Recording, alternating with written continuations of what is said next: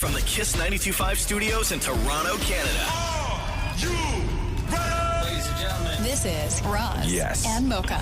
It's Roz and Mocha. What's going on? Hey guys, this is Bruno Mars. This is Selena Gomez. The Chainsmokers. Lady Gaga. Calvin Harris. Celestia Cara. This is Ed Sheeran. You're listening to my boys Roz and Mocha. Roz and Mocha. My boys Roz and Mocha. The Roz and Mocha Show.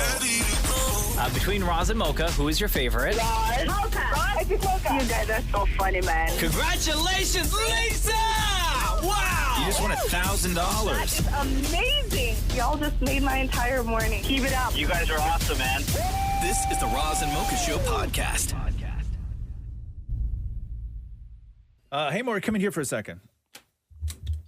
Explain this TikTok thing to me. Okay. What, TikTok in general? What's that? TikTok in general?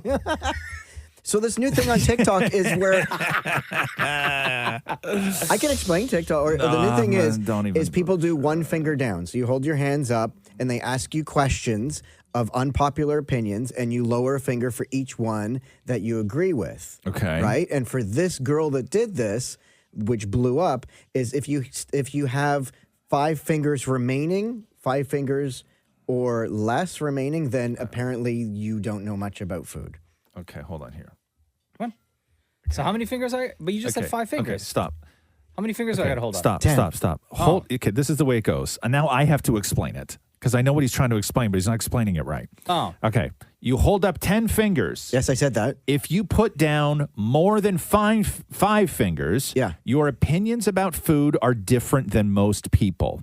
Oh, food specific. Yes. Okay. These are all questions. This one is all questions about food, but I'm sure that there's other examples of doing this out there. Okay. Yeah, so what I said. Okay, so we're all going to put up 10 fingers, right? Well, although Mocha needs one finger to push the button for the audio. Yeah, somebody's got to push it. Use your thumb. Elbow. I got you. Stop it. Shem, slide a little bit over this way so the camera can pick you up. There we go. Okay, there we go. Okay, so we're all gonna. So she's gonna ask a question. She's gonna ask a series of questions, right? When you get to a question, now when she says, "If you are the type of person who blank," okay, then you put your finger down if you agree, okay, and then again, 10 fingers and can I up. say, be honest? No, don't say anything. If you be honest, like we're all liars in here. Like I don't know what club you go to on weekends where you have to like always say, "Guys, we need to be honest right now." Like, why would we lie about this? I don't know. Okay. So here we go. So Mocha, if you want to press it with your thing, we'll get going on this. Okay. Oh, come on, man. Stop it. What, you got to climb up? Jackass. You're such a jackass. All right, ready? Okay. Yeah. Here we go.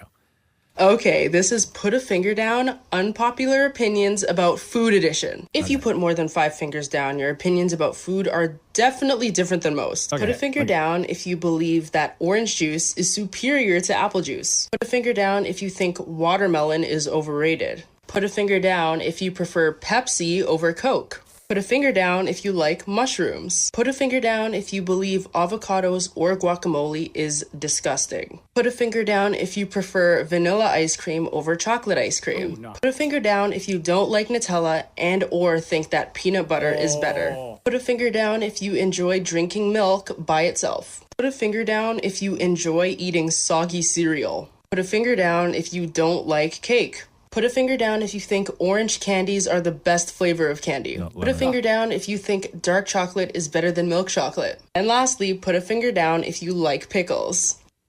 If I like pickles? Yeah. Whoops. So I had, I think it's this. How many fingers you got holding up there, Mocha? 7. Maury? 6. Shem? 2. Me 2.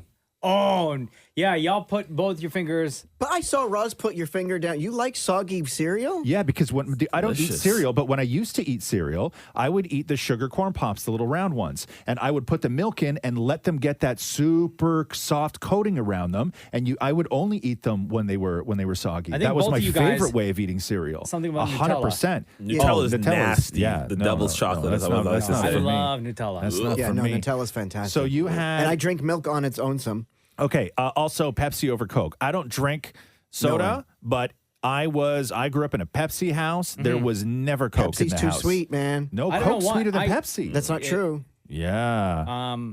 We do have Coke in the house. Yeah. But I think subconsciously, I chose Pepsi. I don't know why. See, because I grew when I was a kid, right, in Montreal, it was like when I moved to Ontario, kids would have a Joe Louis and a Coke. Where when I was in Montreal, it was May West and a Pepsi. What's a May West? May West is like a Joe Louis, only it's not chocolate. It's vanilla icing on the inside. What's a wagon wheel? Right, same thing. But so in Montreal, it was May West and a Pepsi. Yeah. In Ontario, it was Coke and a Joe Louis. Who's May West? It was a chocolate. Oh. It was like a little chocolate cake, but it was like chocolate on the outside, but vanilla on the inside. Like Swiss rolls. No, it was like round. It looked like we didn't have Joe Louis. We had May West. And then when I came to Ontario, they didn't have May West. They only had Joe Louis, and I was like horrified. And now you can get Half Moon. Like Sacre Bleu. Yes. What was the other one? May West? Oh, okay, who in here drinks milk? Right here. Like by the glass? The question was like on its own. On its own. More. Yeah, absolutely. You do. Like you'll sit down and have a glass of milk with like a bowl of spaghetti or something? It's as if you're as in my house with me. As a grown man? Absolutely. Sitting there drinking and milk? pizza is fantastic. Oh, my God. Also, orange candy is the best flavored candy. Anybody have that? No, because I like red. What is the best flavored Red. candy? Shem? Red. I agree with Maury. Purple. Purple. Because Really? red could be anything. Strawberry, raspberry, other red. The only candy I will ever eat is yellow. Why? Why? Don't know, because I like the lemony flavor. If there ever is candy, it's yellow. It's usually lemony flavor. No way. And to me, I won't eat any other kind of candy. Red Smarties, man. Like the yellow lollipops were always the best lollipops. Actually, green lollipops. Green? Yeah, lime. Sit there with a glass of milk over there. The Roz and Mocha Show Podcast. I think I messed up on that TikTok challenge. Oh, why? You want me to go through them again real quick? Yeah. So the thing was, you hold up 10 fingers, and if you put more than 5 fingers down, your opinions about food are different than most. Okay, and do you want us to ding as we put our fingers down? No, you already did it, Mar. I'm either at 8 or 7. 7 up, like 7 left up. Yeah. Right? I think I might have been. I originally said 7, but I think it might actually be 8. If you can go through them, just so I can get the math. Sure. Right. So if you're listening right now, take your hands off the wheel if you're driving, because we want you to get this right. What? Close your eyes if you need to. Whatever. Use the imagination. Everybody's stuck in traffic. You can steer with your knee. Okay, take your hands off the wheel and put 10 fingers in the air. Yeah. And then I'm going to go through these with you, okay? Put one finger down if you agree with this. Orange juice is superior than apple juice. Yes. Watermelon is overrated. If you prefer Pepsi over Coke. If you like mushrooms. If you think avocados or guacamole is disgusting. If you prefer vanilla ice cream over chocolate ice cream. If you don't like Nutella or think that peanut butter is better. If you enjoy drinking milk by itself. If you enjoy eating soggy cereal. If you don't like cake. If you think orange candy is the best flavor candy. If you think dark chocolate is better than milk chocolate. If you like pickles. Wait, now I'm... Okay, so I'm at... so I was right originally. I'm at 7. Yeah. Wait, So how many did you put down, though? 3. Okay. Yeah. Okay. Last time I had 6, now I have 7. Okay, give me the number you put down. The whole idea is what I you put down 3. That's the number you need. Don't say 7. Okay. So no, but my put, answer is different this time. It's so weird. You Okay. put down 3 fingers. Yeah. I put down 8. 3. I put down 8 fingers. Wow. Shem put down 8 fingers. You put down how many fingers, Mocha? I put down 3 fingers. You put down 3 fingers. So your opinions on food are apparently right in line with normal humans. Same with you, Maury. Because And like then who you would and eat Shem. soggy cereal? Well, soggy cereal's good. I enjoy soggy cereal. You and Shem are exactly the same. yeah, Delicious. Yeah. I know a lot of people have opinions about this. Carrie is on the... Watermelon's overrated. Carrie, what do you want to say? Well, I was very confused by this exercise, so I must be super weird because I only had 1 finger left. Yeah, I only had 2 left. That's like insane to me. I like soggy cereal, milk. What was the thing that you didn't put your finger down for? Now I forget. Mushrooms? You like mushrooms? I like mushrooms, Ugh. all kinds. Ugh. Yeah, I like mushrooms. Coke or Pepsi? I'm Coke. Oh, what about watermelon being overrated? I highly agree with that. Excuse I you? put my finger down for that. Yeah, No so do, way. yeah. Watermelon's Overrated. delicious. I love watermelon. No, the girls always cut up a watermelon. They're like, here, oh my God, this watermelon's so good. And I eat it, and I'm like, it's nothing. Like, I've never had watermelon where I've been like, oh my God, this is so good. There's nothing I to agree. watermelon. There's It's nothing so to boring. it. You know what watermelon tastes like to me?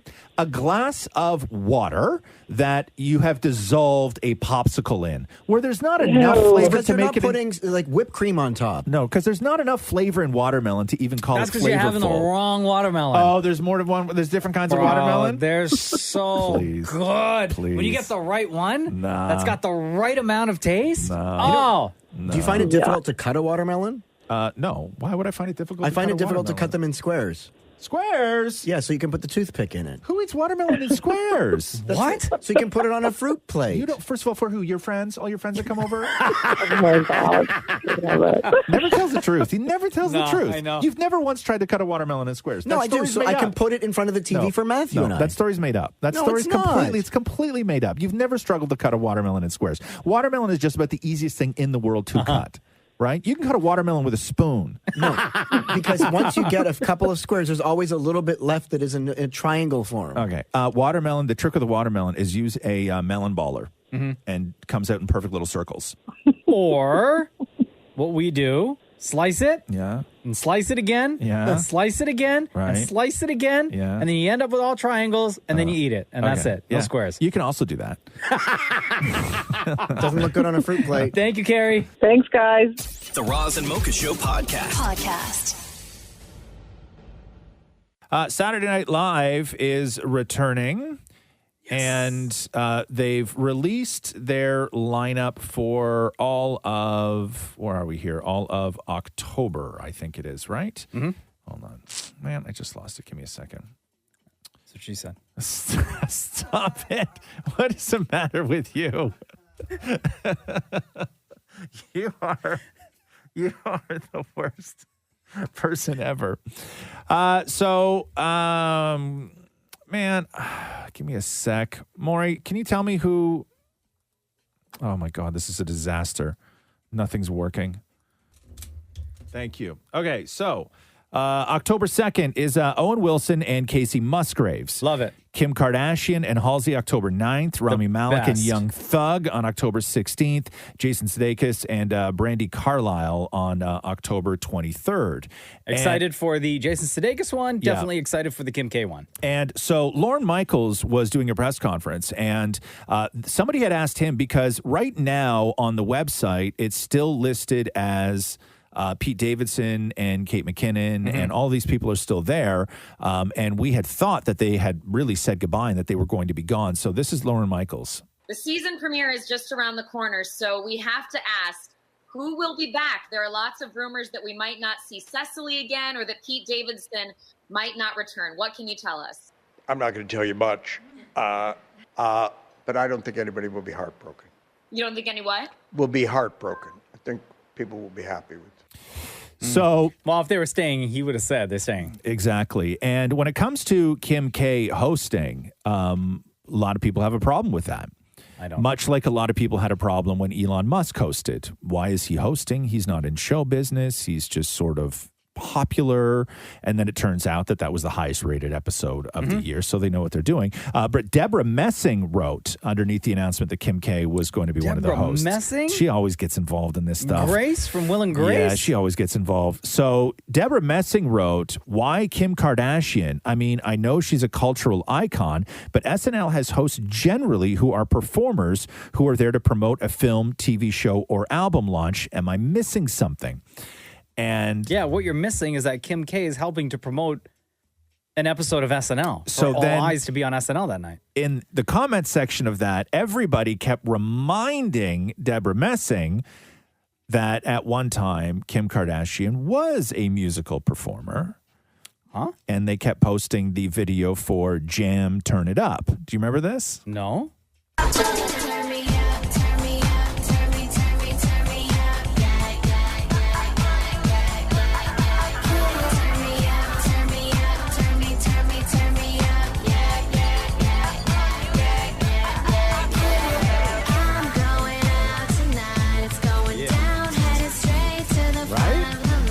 Straight bars.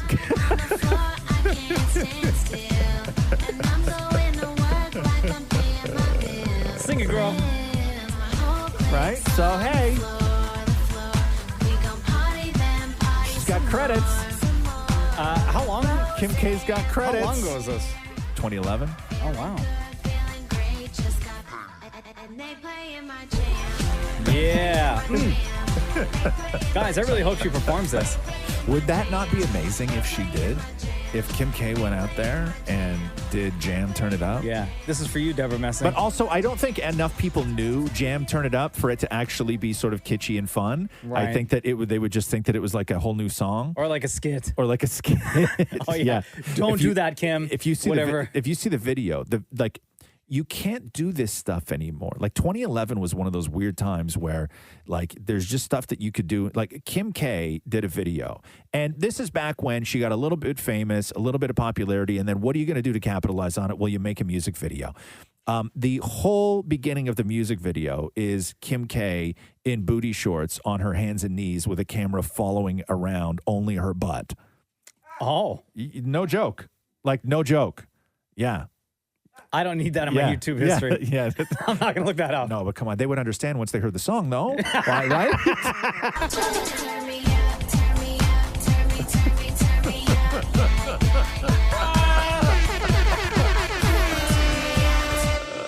The Roz and Mocha Show podcast.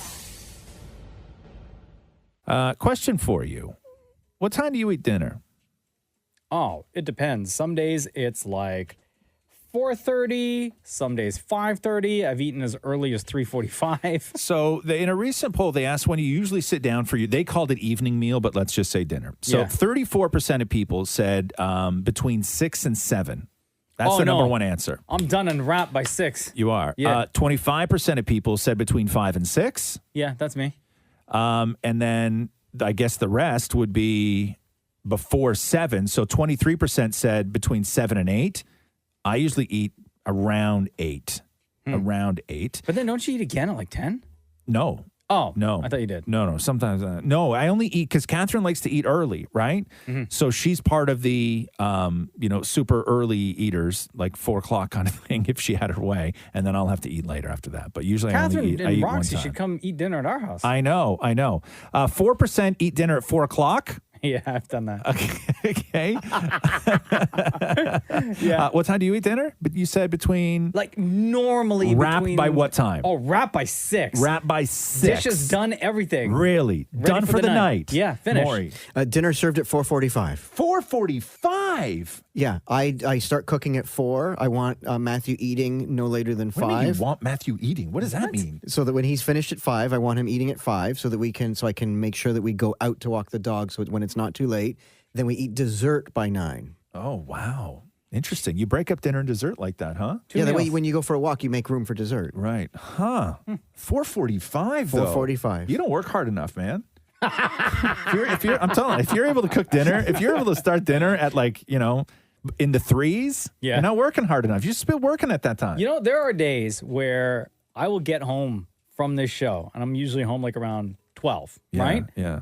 And at like 1:30, 2 o'clock, Jen and I are starting to prepare dinner. No. Yeah, we're gathering all That's the lunch. things. That's all that we're gathering. I eat lunch when I get home. Yeah. And then we're like gathering all the stuff for dinner. Really? And then we start preparing. Yeah, got all the ingredients out, ready to go. What's the earliest you will generally eat? Not like once every now and then, but like quite consistently. What's the earliest you'll eat dinner? Like 5. 5. 4:45, 5 o'clock. Yeah, see? 4:45. Yeah. Jeez, man. That's wild to me. What do you do with the rest of your night? You must be so bored. That's when we have chips. No, but then like I hang out with Cruz until it's his bath and bedtime. Yeah. And then when he goes to bed, then I go to bed like 30 minutes later. Really? Yeah. I had 2 chicken parms last night at 8:45. Bro, I was in REM sleep at that point. Yeah. At That's 8:45 crazy. last night? 8:45, yeah. You're not letting your body digest. I know. What was it you ate? 2 chicken parms. Yeah. I was dreaming of chicken parm. Yeah. How are you not gassy? I'm always gassy, Maury. I'm always gassy. The Roz and Mocha Show podcast.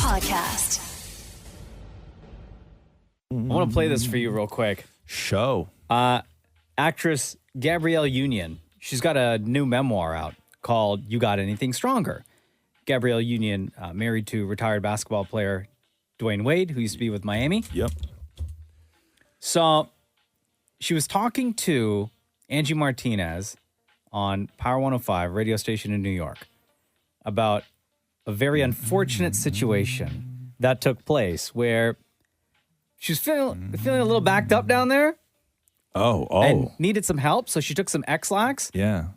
But she took the X-Lax and then had to go out that evening.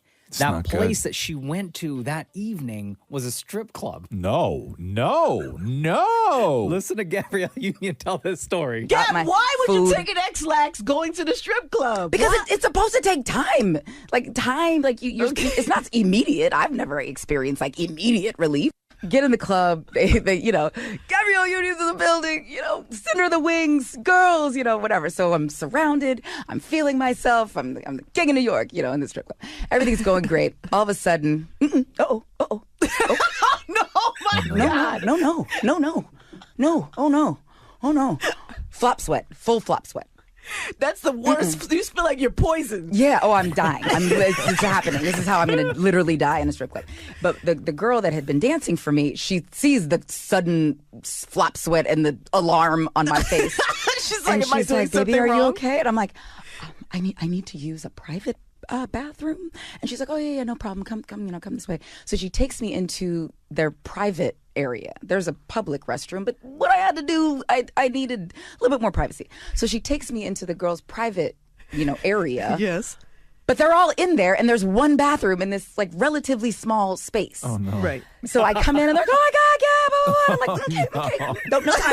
No time. But I'm like, are they gonna leave? They're gonna hear this? They're gonna hear this unfortunate explosion that is about to happen. I'm sweating more now. It's like embarrassment and like just trouble. Oh no! God. And at a certain point, I was just like, "F it, I got to go in and handle business." And so I'm in there. You can't really rush those things. No. I'm just trying to like hoping almost to like wait them out. So like maybe they have to like their shift is up, or whatever. They go home.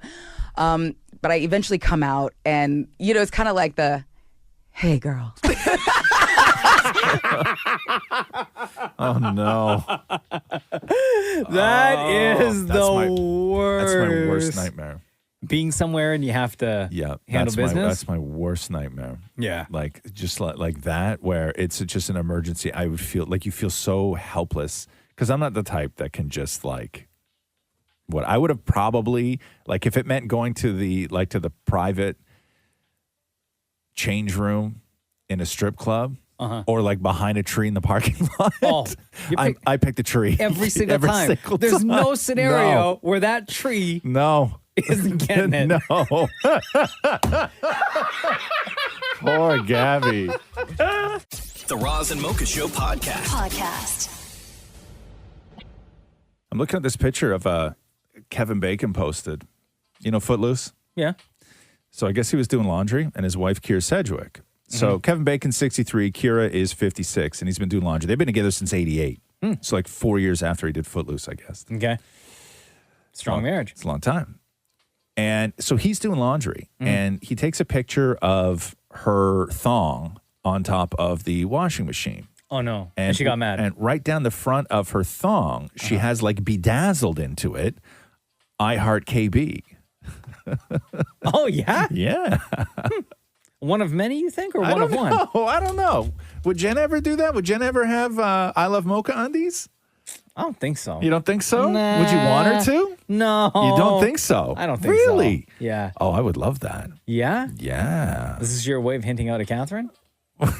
No, she doesn't do this. She wants I me. love RW? Listen, I'm not going to, I would just say, if it happened, it happened. I'm not going to hint at maybe you should put jewels in your underpants because to me that doesn't sound comfortable. You bought these for her? No. Oh, no, I thought I don't that. think so. I No, thought no. that. No, I think this is all like her. as a Valentine's Day gift. No. This is all her. Would Matthew ever wear Absolutely. undies that say I love He has a I big love Maury? pillow with my face on it. And I wanted to throw it out. And he's like, no. Like, what happens if you die? Then I have this pillow What of happens you. when you Oh, die? damn. What about photos he's and like memories? You've left so little in that house and in that home and in that life that he knows already that if you die, the only thing he has left is a pillow? But it has my face on it. So I found that sweet. Wait, but did you gift him that, or he went and got it done himself? We bought it together at the M&M store. Huh? Like at M&M's, you can put your picture on pillows and stuff like that. Yeah. Right. In New York. So it's on a M&M shaped pillow? Yeah. Do you have? And I gave him a towel with my face on it. Do you have like sort of sexy clothes that you guys wear for each other, or no? Like he has a like. Okay, so let me rephrase that. Like, are there ever times where you see Matthew wearing something and then you realize it's business time? Absolutely. When he wears his Hanukkah tighty whities, they have a menorah on them. You get the hint that it's business time when he's wearing menorah underpants? Yeah, he's so sexy in his menorah. Hold underwear. on, but does he know that that's business time, or is that you just liking? Oh, I've established that those are the sexy underwear. When he wears those because they're super Where's tight. the menorah? Where you think it is? Well, I don't think it's anything. Where's the menorah? Oh, right in the front. Right in the front. Yeah. Small and the menorah? 8th candle is... No, it's not. Shut up. Shut up. Light it up. Right? Light it up. No, Devin Morris hasn't been lit in years. Roz and Mocha's Fix My Life. What advice can you guys give me? Okay, so my question is... Got a problem you can't fix? Roz and Mocha got you. Welcome to it, Christina. What is going on in your life? So, I met an awesome guy on Hinge. Things were going amazing, except for one thing. His dog. Yeah, you were says Roz and Mocha Fix My Life. The guy is the owner of a 1.5-year-old Labrador Retriever. I've loved dogs. You get along great with animals. You have a cat at home, but you said that you're finding the dog to be a huge obstacle, literally. She always interrupts your conversations, and it's especially hard since you're still just getting to know him. You can't even kiss because the dog pushes the face right up in between you guys. It's frustrating. Damn. It's also, you say, embarrassing with her out in public because she behaves untrained, barking aggressively at people and other dogs, and I would hate to break up with him because of his dog, but feel so torn. What do I do? Damn, that dog is jealous. Yeah. I mean, I guess so. And I guess it doesn't help me because it's a girl, too. There's another in the house. You know what? I think that dog sees you as like getting in the way, right? And is trying to let you know what the pack order is and trying to push you down to the bottom. Yeah, now it's like I don't know what to do because I feel like he's so easy on her. And it's like I kind of want to be a little more strict because, you know, when you're training an animal, you kind of have to be more assertive. Yeah. He's just very relaxed. Yeah. Like, you know, she'll do that stuff and then he'll be like, no, don't do that. Yeah. Like, see, dogs are like guys, right? Like guys thrive under structure and discipline. That's what dogs thrive under. And if the dog doesn't know its place in the pack, then it's always just going to be fighting to get to the top. And then when you have you coming in there, sticking your nose around, it doesn't know where it sits. And that's on your new guy, not on the dog. And I think that, I think that the worst thing that's going to happen is you're going to go over there one time and it's going to happen and you don't even know it's going to happen, but you're probably going to fall in love with that dog. And then that dog is going to be the reason that you don't wind up dumping a real mediocre guy. You know what I mean? Like, I think that the whole situation could switch at some point. So I think that if you do like this guy and you are committed to this guy, to have a conversation about the dog, I don't think is bad. When I first met Catherine, she had a dog. Yeah. And this dog hated me. Okay? Really? Yeah. First of all, most dogs do. I'm the guy, like, I cannot tell you the amount of times in my life I've stood in front of a dog and have the owner go, oh my God, she's never done this before. Right? Really? Like, I'm that guy, right? Oh no. Yeah, I'm that guy. They could sense it though. Dogs don't like me. I love something. dogs. Sure. Dogs do not like me, right? I slept with my hands in little fists under the pillow because if I fell asleep, I would wake up with my hands being bitten. No joke. No joke. Really? Yeah, no joke. So I think that if you really like this guy, I think that you can have a conversation that the dog needs to get a little discipline. Maybe you do it together as a couple, so you both bond with the dog at the same time. I don't know. yeah, I was thinking about that. It's just so weird because, like, you see how dogs don't really take to you well. They've always taken to me well. Yeah. So I find it so weird. I think it's just because this dog knows I like him, and it's just like, oh, hold on, this is my man. Christina, do you know, has the dog been trained? So he says it's been trained, but I don't know. It doesn't behave very trained. It still will go out in public. Like, we can't go to specific parks. It can't even go to a dog park because if it sees other dogs, it gets upset. Yeah, because similar to what Roz was saying, great suggestion, by the way, is why don't you suggest that the two of you take that dog to puppy school, puppy classes, right? And then that way, and the way you spin it is like that you want to get closer. You want to feel like you're a part of this dog's life as well. Yeah. How long have you been with this guy? So it's actually only been over a month. Oh, that's it? All right. It's weird enough. It's actually been the best relationship I've ever had. Oh. Like, he's not toxic. He's just very understanding, super mature, total gentleman all around. With that, it's just, this is like the one thing. And I don't think I've ever had this happen before because I've never dated anyone that's had a dog. Like, my ex had a bunny. Not a dog. Ew. Yeah. Is that why he's your ex? Exactly why. Ew. That's weird. But yeah, I think that there's nothing wrong with saying, hey, the dog's a problem. And because I'm sure he knows it too. Like, you see it. And I don't think that there's anything wrong with you saying, if we're going to take the next steps as a couple, I think that as a couple, we should take the next step with this dog too. For sure. Yeah, and then if you say you don't like the dog and he dumps you, then you sort of know where you stand in the pack, right? Yeah, for sure. I can't hate an animal. I love animals, so I want to make it work. Yeah.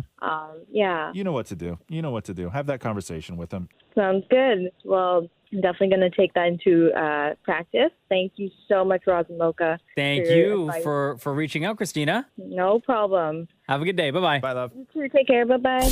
Roz and Mocha's Fix My Life. On Kiss. I got to play you this clip here. It's Nicole Richie, who just turned 40. Maury just put it in for you. It's super quick, but you have to hear it. Okay. Nicole Richie, who just turned 40, they were like doing a birthday party for her at a restaurant. That's and nice.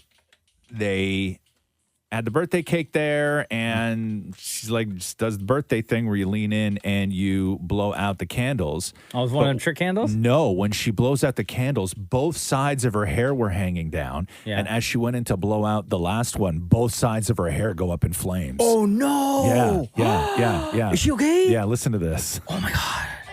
Yes. Oh, no. And then the camera cuts. Oh, no. Whoever was filming it. Was it like all her hair? So like her it whole head of hair? starts off just like a little bit, but you know product, right? Like you put a little bit of hairspray or anything in that hair, it's going to go right up. And so one side sort of starts and she sees it and she pats it out and there's a tiny little ember like on the other side. And then all of a sudden it just goes whoosh, like right up. No. But she posted the picture on her own Insta, and she wrote, well, so far 40 is fire emoji. Oh, okay. And then So she's okay. And then her husband, Joel Madden, wrote underneath that, and he just simply wrote, that's hot.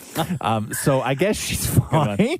I guess she's fine. But it is so shocking when you see somebody's hair go up in flames like that. Like it happens so fast. It's like when you get cotton candy wet. Like it just disappears. Like it's whoosh, just gone. And the smell of burnt hair is the worst. She probably just hated the rest of the night. It's what my kitchen smells like every day. Burnt hair? Yeah. Oh, that's so disgusting. Yeah. Why? Because I always burn the hair off my arms and I'm reaching over. How long are the hair on your arms? No, it's just like because if I'm moving pans around on the stove, I don't shut the burners off, right? Like I'm just transferring one thing to another thing, right? Hair to hair. Yeah, so I rarely shut the burners off. So I will always reach across a burner that's on to grab the pot behind it to bring it forward. Like I'll turn the burner on before I move the pot on. How do you not have burns on your arms? What's that? Oh, I have burns everywhere on my arms. I'm always covered in burns. And then do you... and the place smells so bad. And sometimes when you're cooking something real good, like I'm making a soup, like a chicken soup with like tons of thyme and veg, and it just smells so good.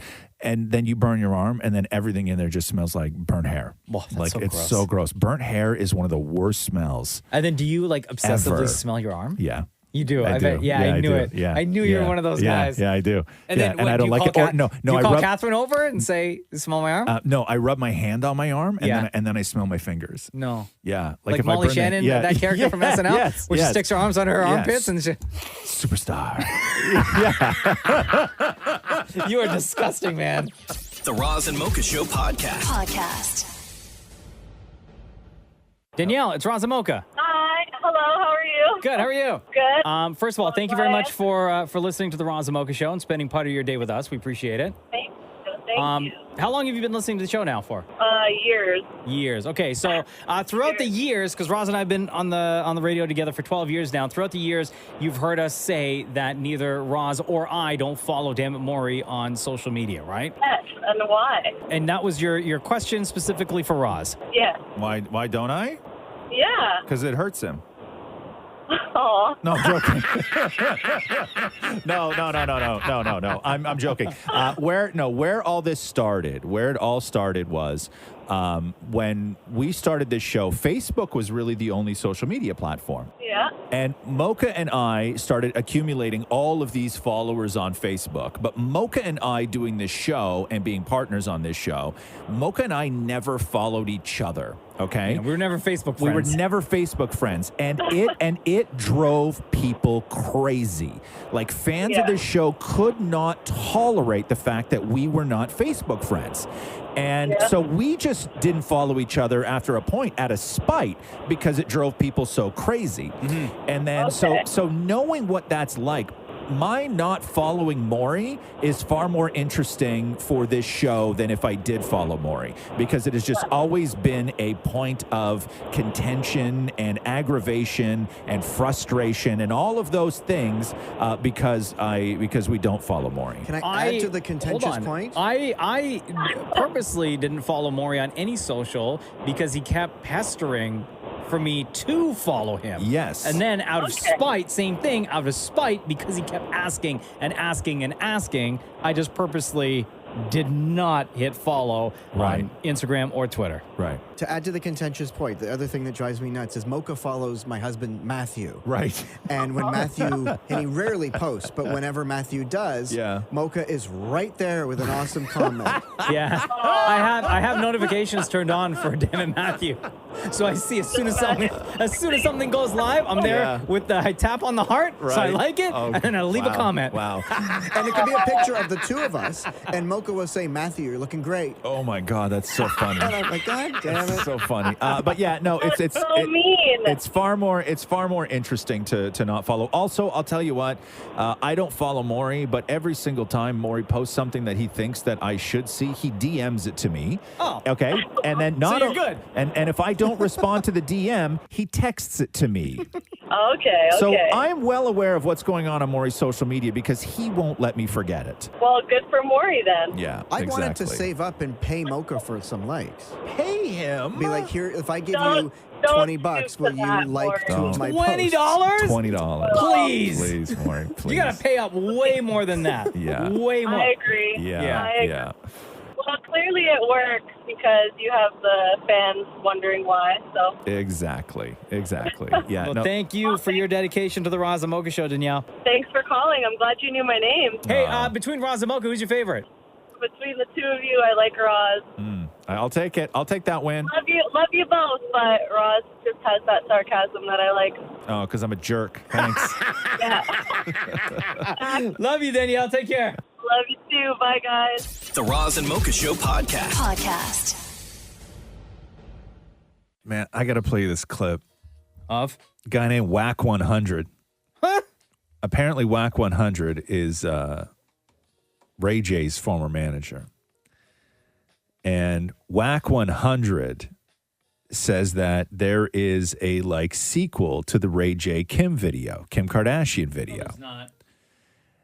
And you have to listen to this explanation as to what he ultimately would like to happen with the video. Because if you're sitting on a video that is like a part 2 of Ray J and Kim Kardashian, that video that just made her so famous all those years ago, and the idiot that released it, whether that idiot is Ray J or that idiot's her mom, who knows? Now, a normal person who's doing an interview saying that there's a part 2 to this video, one, you would either just keep your mouth shut about it, or if you did want to give it, like if it was some sort of original copy, original version, you'd think that you would just give it to Kim Kardashian so she could just take it and destroy it, right? But guys are so dumb. And listen, this guy here, Whack 100, is so dumb with what he said that he would like to do. Hold on, let's go back here for a second. To this video. Let's go back here for a second, though, because what is the motivation and clout? And what's the eventual clout? Is it just clout, or is there like a bigger picture of what's going to happen moving forward? No, there's no bigger picture. Here, I'll play it for you from my computer here. Listen, I'll play this clip for you. This is Whack 100 talking about this video. Remember, the guy's name is Whack 100, and what he wants to do Also, with choose this. a new name, bro. I know what he wants to do with this. What he wants to do with this video. Go for it. All I know is this: Kanye, holla at me, bro.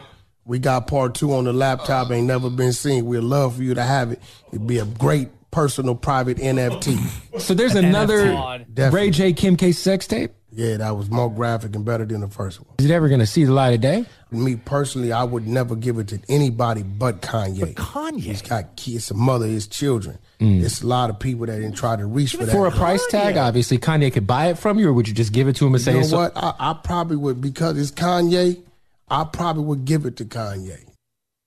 Okay. You're gonna give it to Kanye? But why would Not you even... Kim? But why would you even talk about doing that, though? But not Kim? But not Kim. Like, And your immediate also- thought is, I got part 2 of Ray J and Kim Kardashian. By the way, Kim's lawyer says the claim that there's an unreleased sex tape is unequivocally false. It is unfortunate that people make these statements to try to get their 15 minutes of fame. So I don't even know if there is one. But even still, let's just say there is one. Your instinct as a man who has a woman in that position on tape who's as famous as Kim Kardashian is, and not that anybody would care, not that it would do any damage, not that it should do any damage, but your immediate instinct is to give that tape to her ex-husband? Because that's just like what dudes do? Like, you give it to the guy, you give it to the husband? Would you expect anything Who thinks like this? less than Whack 100? Whack apparently. 100, apparently. But who God. thinks like What that? a weirdo. Also, my question again is why, after all this time, everybody else has moved on with life. Right. With their own individual lives, and they're all doing their own things. Right. Why bring this up again when literally nobody else is talking about this? No, because it's clout. Everybody wants to have something that nobody else has. You know what I mean? Like, that's just it. Everybody wants something that nobody else has. Everybody wants that secret. Everybody wants to have that new thing.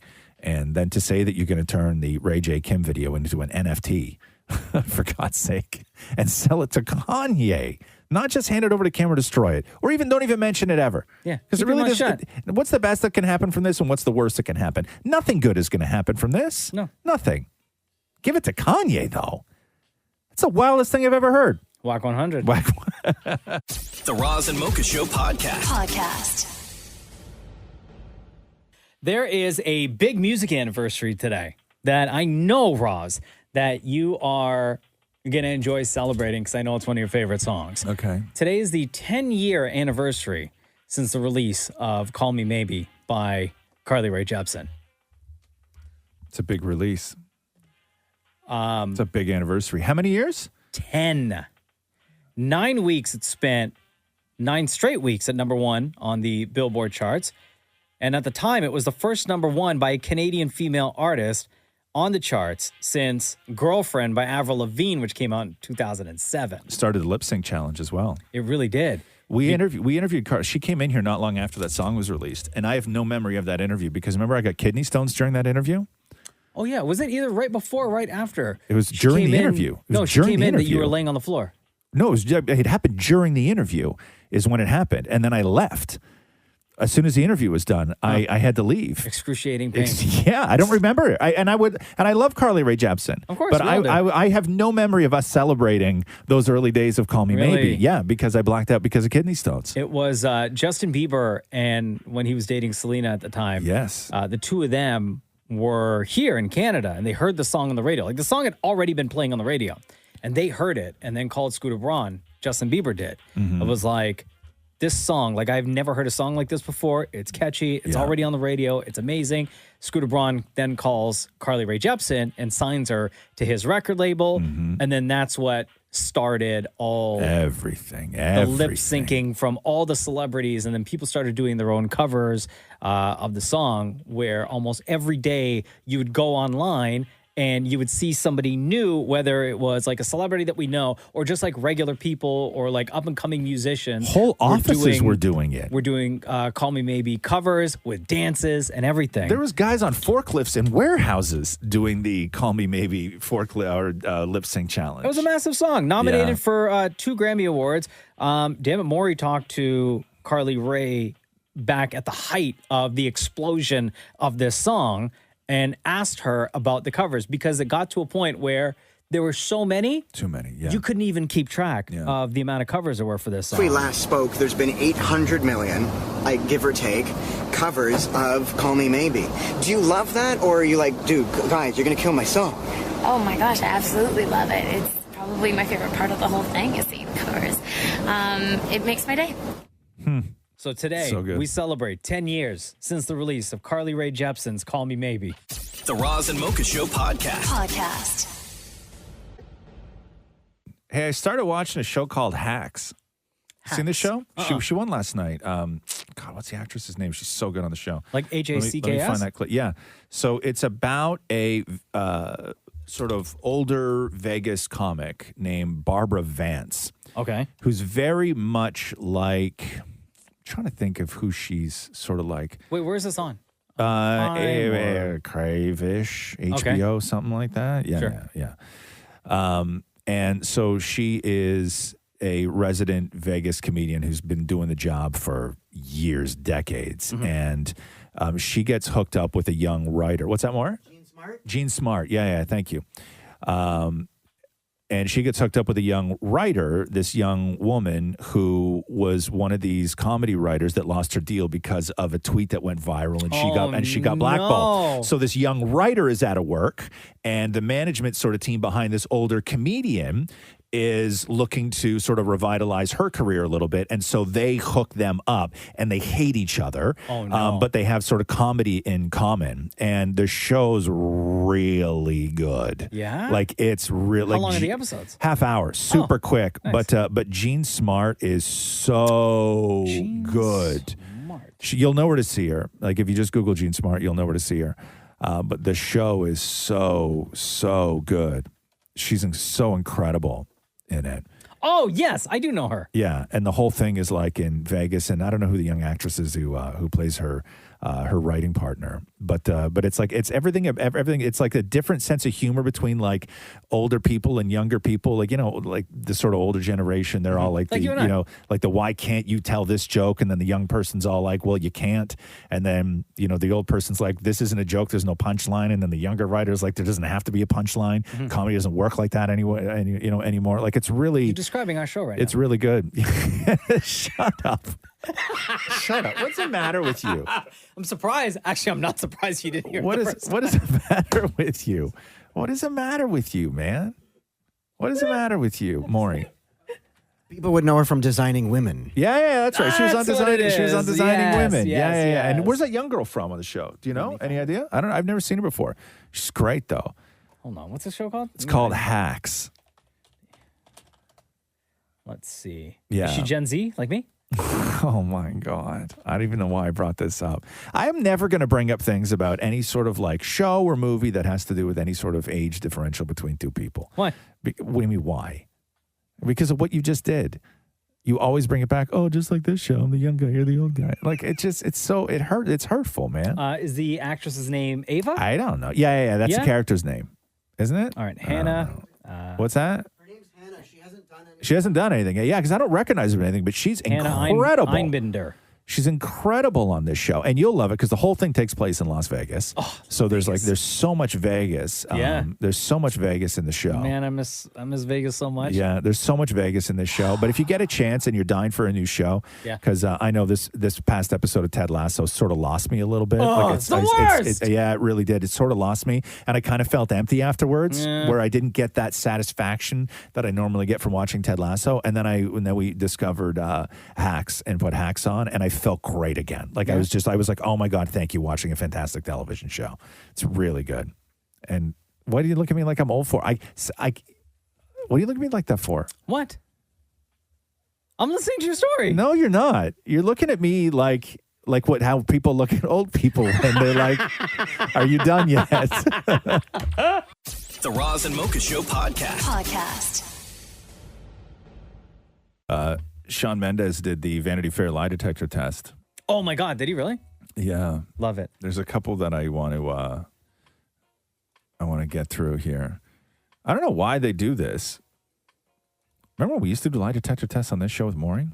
So fun. So many lies. So many lies. There was just no point on doing it because he never told the truth. Yeah. Can I just say, I watched the whole thing of this. Yeah. And I felt they could have asked tougher questions. Well, it's Shawn Mendes. Like, they're not going to. It's Vanity Fair with Shawn Mendes. Like, they're not going to. No, but when I saw the headline, I was like, oh, this is going to be good. Yeah, what were you hoping to get out of this? Like, I just thought they would ask him, like, really tough questions. Like, have you, cheated on Camilla or something like that. What good does that Well, then if do? he says no, then, no, the guy would be like, no, he is telling the truth. He has not. Like, I wanted, like... Listen, they're not out here. It's Vanity trying to Fair. ruin his They're not life. trying to destroy the man. But, like, the headline was like, Shawn Mendes gets, sweaty watching, doing a lie detector test. I was like, oh, my God. Gets sweaty. Look at this guy, right? Gets sweaty. Is he sweating? How did it go? Although things got really good Was when they he talked to him about sweating? TikTok. Was he sweating? Play this one for me. This is talking about Taylor Swift, his friendship, and Taylor's new boyfriend. Clip number 2. You toured with Taylor Swift in 2015. Mm-hmm. Have you remained friends ever since? Yeah. Do you guys still text? Yeah. I always am asking her for advice on music. When was the last time you texted? Maybe a month ago. So whatever that counts for as still texting. Do you approve of Taylor's current boyfriend, Joe Alwyn? I've never personally met Joe, but he looks like a sweet guy. You're not telling the truth. You're being deceptive. I'm lying a little bit. Yeah, he's kind of got a little bit of a villain look about him. I mean, he looks like a nice guy, but like he like at any like movement could turn into a villain, But he's got really blue eyes, and I struggle with like eyes that blue, Like I struggle. Looks like a little bit of a villain. So who's the person? The Somebody person, from Vanity Fair, and then the guy there is the She's guy. being extremely dramatic. You have to be. I guess. Well, the guy that's running, he's like the official guy. Sure, although these are completely not admissible, but they are a lot of fun. Number 3 is which one, Maury? So they asked him about, on TikTok, as you're scrolling, remember you talked about this once, the algorithm, your own algorithm. Yes. So they asked him about his TikTok, and it got really awkward. Would people be surprised to see what's on your For You page? Yeah. Yes, I'm sure they would. I don't know what people are expecting to be on my For You page. Shawn, what's on your For You page? Things.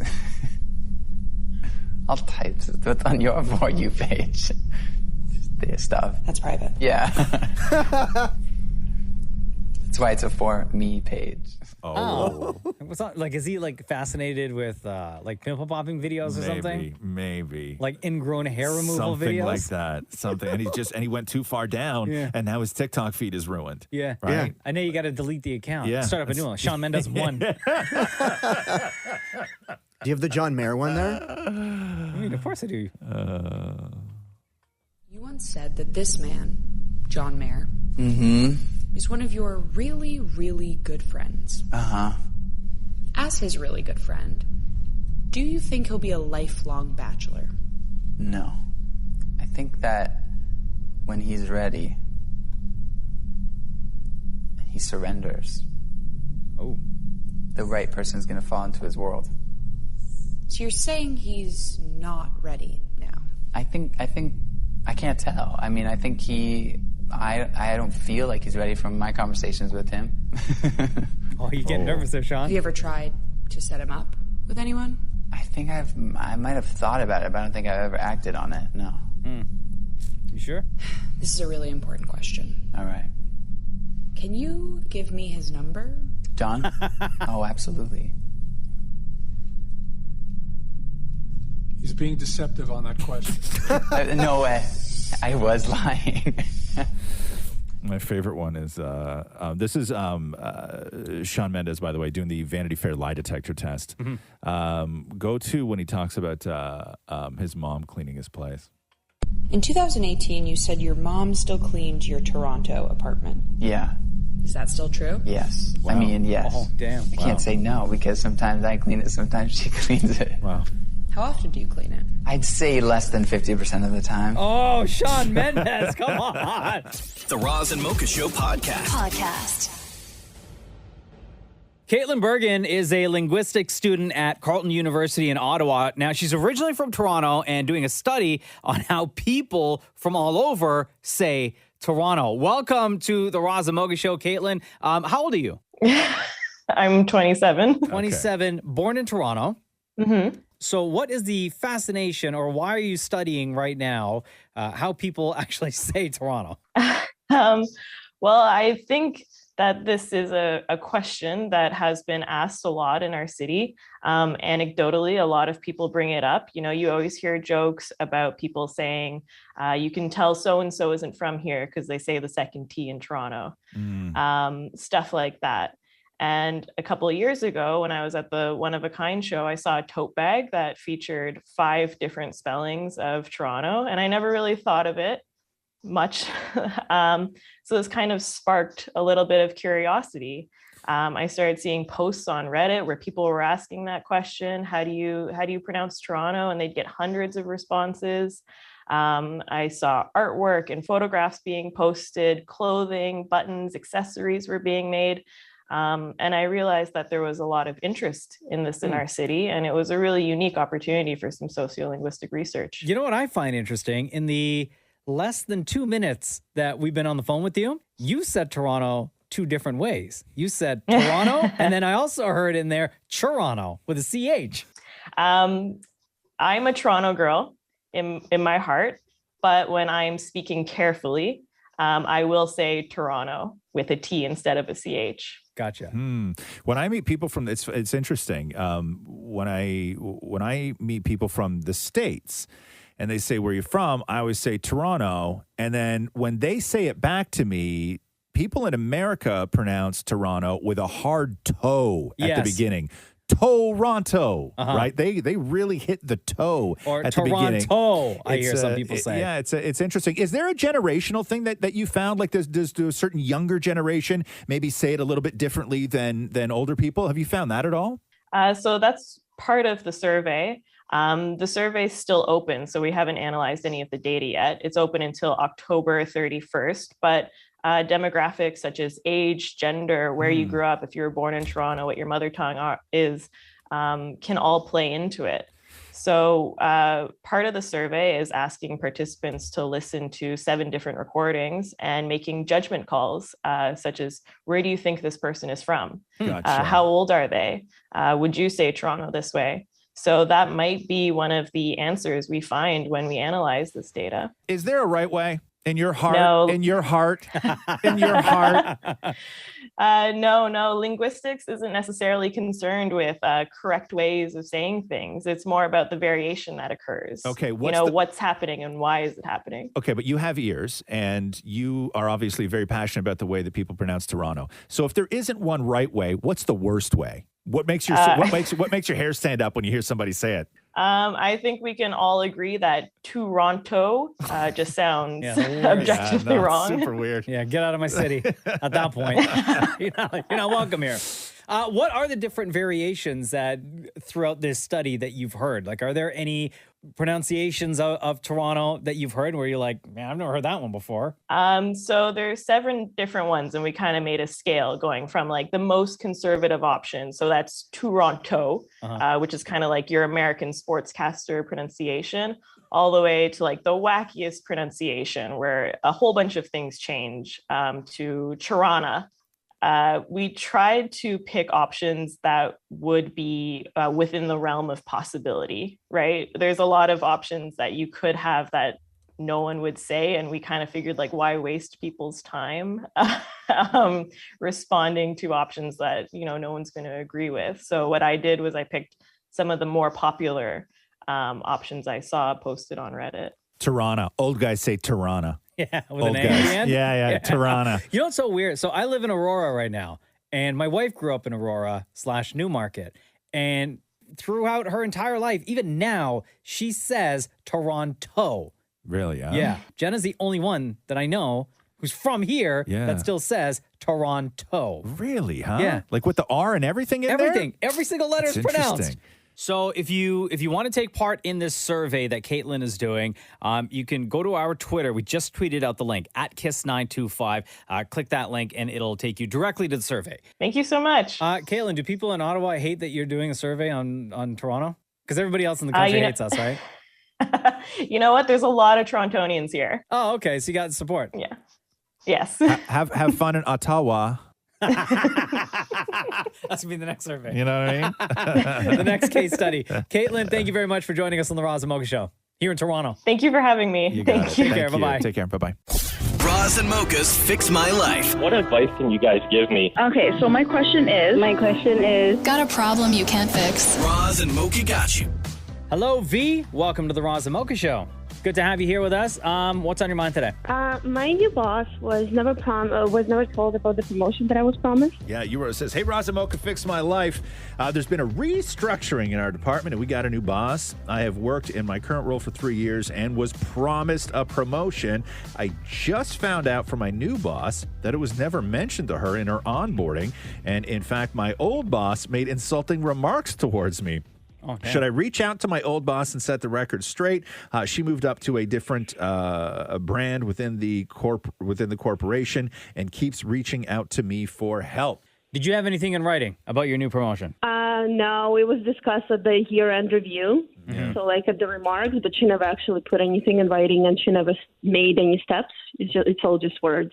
So it wasn't any sort of formal offer. Like you don't have the details as far as what your new role would be, how much you'd be making, all that other stuff, right? Like it wasn't already in process. No, it wasn't. It was more like, we're going to promote you within this year. Mm-hmm. And like in our corporation, she just needs to start that process to kind of kick it off. Now, did your old boss say specifically, hey, we want you in this role? Or was it more of you guys were in conversation and then your old boss was like, hey, you'd be great in this role and maybe one day you can make it to that position? Oh, no, it was like, this is going to be your role. Oh, okay. Mm-hmm. Have you talked to the new boss? Yeah. How'd that go? She's amazing. She's very transparent. So we had like a very good conversation. So I'm on good path with her. But did you So tell she her that though? Yeah, I did. And what did the new boss say? She was kind of blown away that my old boss never mentioned anything like this. Right. And she's like, okay, we're going to rectify this. And I can totally see that this is the right path for you. So Okay. we're going to work on it together. So what's the problem? So what's the problem? My problem is that my old boss keeps reaching out to me for like menial tasks to help her, even though she has a new team. Right. And like after that, I also found out that she made like insulting remarks towards me, because I'm not a native speaker. So she made remarks to my new boss that she needs to watch out for like my grammar and my language, and that I'm not like a Canadian born, that sort of thing. Right. So it feels kind of like demeaning that she still reaches out to me for help, even though I know that's what she really thinks of me. So I guess my question is like, I've been working with that woman for 3 years, and I just kind of like thought she had a different opinion of me. And when you find out that it's not the case, I kind of like wonder if I should set the record straight or if it should be a clean breakup. Geez. I don't. Wait, but you're still doing work for this old boss? No, I shouldn't. She's not even on our team, but she keeps reaching out to like stupid things like, like a convert PowerPoint here and there. Something But very is that something stuff very taking simple. away from your regular day-to-day, what you're supposed to be doing? A little bit. Yeah. So you can easily stop doing that. Yeah. That's fine. She knows that she's overstepping, and what she's doing is she's in a brand new department with brand new people, and she's feeling overwhelmed, and she's not meeting her deadline. So she's going to somebody that she knows she has a relationship with, knows how hard they work, and then she's saying, hey, can you just take care of this for me? Do me this one favor. And because you guys get along so well, you're going to do it. But you can stop doing that. There's no problem in stopping that. That's fine. She'll understand that that train isn't going to roll forever, that she's not going to have you as a resource as well as her own team. So you can stop that. Whether you need to sort of set the record straight, I think that you just need to let your boss figure you out on their own. I don't think that it benefits you to go into your new boss's thing and say, hey, listen, my old boss promised me this thing, and then I heard she was talking bad about me, and she was like, that is drama, girl. Yeah, I definitely don't want drama, but everything I actually found out was from my new boss during touch base. So it was okay. good. So if your new boss has given you the opportunity to sort of, confront those allegations or what the old boss said, then you're in a good spot. It sounds like your boss wants to have a great relationship with you. The new one, yes, definitely. Yeah. I feel like I just wanted to kind of like figure out if I should even reach out to the old one. But yeah. So what I would do is, if what you can do is, if you're ever in a position with your new boss, you can 100% say, hey, listen, I like the workload, comfortable with the workload around here. You know me. We've already talked about getting that new job, that new position. I am all good. I'm all in on that. However, I do find it a little bit difficult that the old boss still calls me sometimes and asks me to do stuff for her. But because I like what I do here and I don't like to disappoint, I find myself doing that sometimes, and it sort of takes away from what I'm supposed to be doing for you. So I'd like to not have to do that in the future. I don't know if you know that she's asking me to do that, but I just wanted to let you know that she's asking me to do that. Yeah, it sounds good. Like, Then just set boom. the record straight with the new boss. Like, good. Okay, yeah. And then she'll take care of it. Yeah. That sounds great. Thank you, guys. Yeah. Okay. Thanks, V. Yeah, thank you. All right. Thank you. Good luck on the promotion. Thank you. Roz and Mocha's Fix My Life. On Kiss. Amazon Prime has a documentary series called All or Nothing. Oh, yeah. And they've got a new season starting on October 1st. And they follow professional teams, both on and off the field, management, players, all this, right? In the past, they've had a bunch of the NFL teams that they've featured. LA Rams, Dallas Cowboys, Carolina Panthers, Philadelphia Eagles, Arizona Cardinals. And what they're doing on October 1st is kicking off. It's the first time they're following an NHL team, and they're going to focus on the Toronto Maple Leafs. Yep. And it's going to be narrated by Will Arnett. Again, October 1st, Amazon Prime. And it's going to follow, I guess it would have been last season. They were filming all of last season when the Leafs made it all the way to the playoffs, had to face Montreal. As the favorite. Like, they won the division. Yeah. Was supposed to be a cakewalk. And then It's we not all good. know how that turned out. It's not good. So Tim Morey had a chance to talk to Jack Campbell. He's so nice. From the Toronto Maple Leafs. Very nice.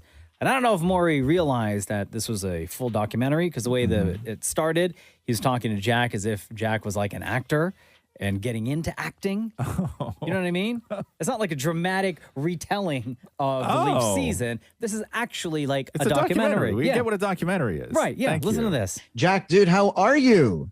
Doing great. How are you doing? I'm good. Oh my God. Okay, so this was like your acting debut. Like, is this going to end up on your IMDb and whatnot? I don't know how I did, but it'll be interesting to see what people think of the different guys on the team, and it was really fun to be a part of, for sure. Like, I guess you finally got to do hair and makeup. I wish I could have used a little bit. Now, are you going to put this on like your reel or whatever to hopefully get more acting gigs? You know, like, what are we going to see you in next? I don't. Who do people say you look like? Are you going to fill in for Leonardo DiCaprio? I mean, what are your hopes out of this? My hope is to be better at stopping the puck this year, and we'll see what happens. Yeah, but this could be your jump. You know, your jump start to like some great acting, and maybe we're going to see you like, you know, in some sort of rom-com. I do love my rom-com, so we'll see. I'll keep you posted on that. Dude's blushing. Again, I don't know if Morey realizes that this is a documentary. It's and show business. not Parlay what you can parlay, right? Again, this is Jack Campbell from the Toronto Maple Leafs talking about the upcoming Amazon Prime docuseries called All or Nothing, based on the Toronto Maple Leafs. You know, the thing is, I've interviewed all of you guys on the team for many years, and you guys seem like fun guys, but I wouldn't say you're like party animals in my eye. But what I saw from the footage on this might actually show Leafs players as like super fun guys. we do have a great room of guys, different personalities, but ultimately I think the room, we keep it pretty loose, and we have, It's like, look, right now you're being like super serious, but on the show you're all joking around. I don't know where the switch is. Like, I want that guy. Yeah, I mean, I definitely have a switch, but we have some fun, that's for sure, and I think everybody will appreciate the passion we have for one another, and just having a great time. We get to play a game, and we take it very seriously, but we have fun while we do it. God, hockey players are just so dry. Just so dry. You can say it. And I love him. I love Jack. Oh, I think he's great. Of course. But they're so, you put a camera in front of them, and they just they revert right back to that thing that all hockey players do. And It's every single incredible. one of them, all of them, are the exact Yeah, same, yeah. no matter what. Yeah. Right? Yeah. They could be, it could be pregame, it could be postgame. They could be out at a charity golf tournament, right? Hey, did you watch this, Maury? Do people cry? Who cries? Does Jack Campbell cry? No, not him. He doesn't cry. But people do cry? Austin Matthews, I bet. I bet you. I bet you he cried. That's Jack Campbell from the Toronto Maple Leafs. Amazon Prime will have this new documentary series called All or Nothing. What a year to do it, too. What a year. What a year to do it. My God. Which kicks off on October 1st. It's going to hurt. The Roz and Mocha Show podcast. How you doing, brother? Good. I know you miss Rihanna. Her name kept popping up. We were talking about this last week, which is the remake of The Bodyguard. Mm-hmm. And we were thinking, who could fill that sort of Whitney role and be able to crush it? And Shem kept saying that the sort of go-to was Jennifer Hudson. Yeah. But nobody brought up Rihanna. Yeah. You don't think so? No. It's whether or not she would do it. But no. I'm not talking whether or not she would do it. I'm talking about what would be the ultimate pairing for that movie if you were going to do it. Because her name kept popping up. You don't think so? I love Rihanna. Yeah. But she doesn't have a strong enough voice to play that role. I don't think so. She has a great voice. Great voice, But, yes. I think we're always going to keep going back to the fact, the compare, because you can't help it, but compare to Whitney and compare to that movie, even though this new one is going to be a reimagining. It may not be the exact same and not have the exact same song, right? They're going to have different songs, and they'll probably cater some of the songs to whoever it is that they cast. Just throwing that out there. In that her role. Her name But kept yes. popping up. But I think that her name kept popping up because people are just missing Rihanna so much, right? Can I think tell you- I think that may have had a lot to do with it. Rihanna is never going to make music again. You don't think so? Not when she's making You don't think, the billions and billions of dollars she's making right now with makeup and her lingerie line. Yeah. She's not going back to music. You don't think you're going to get another Rihanna album? Let me tell you something about Rihanna.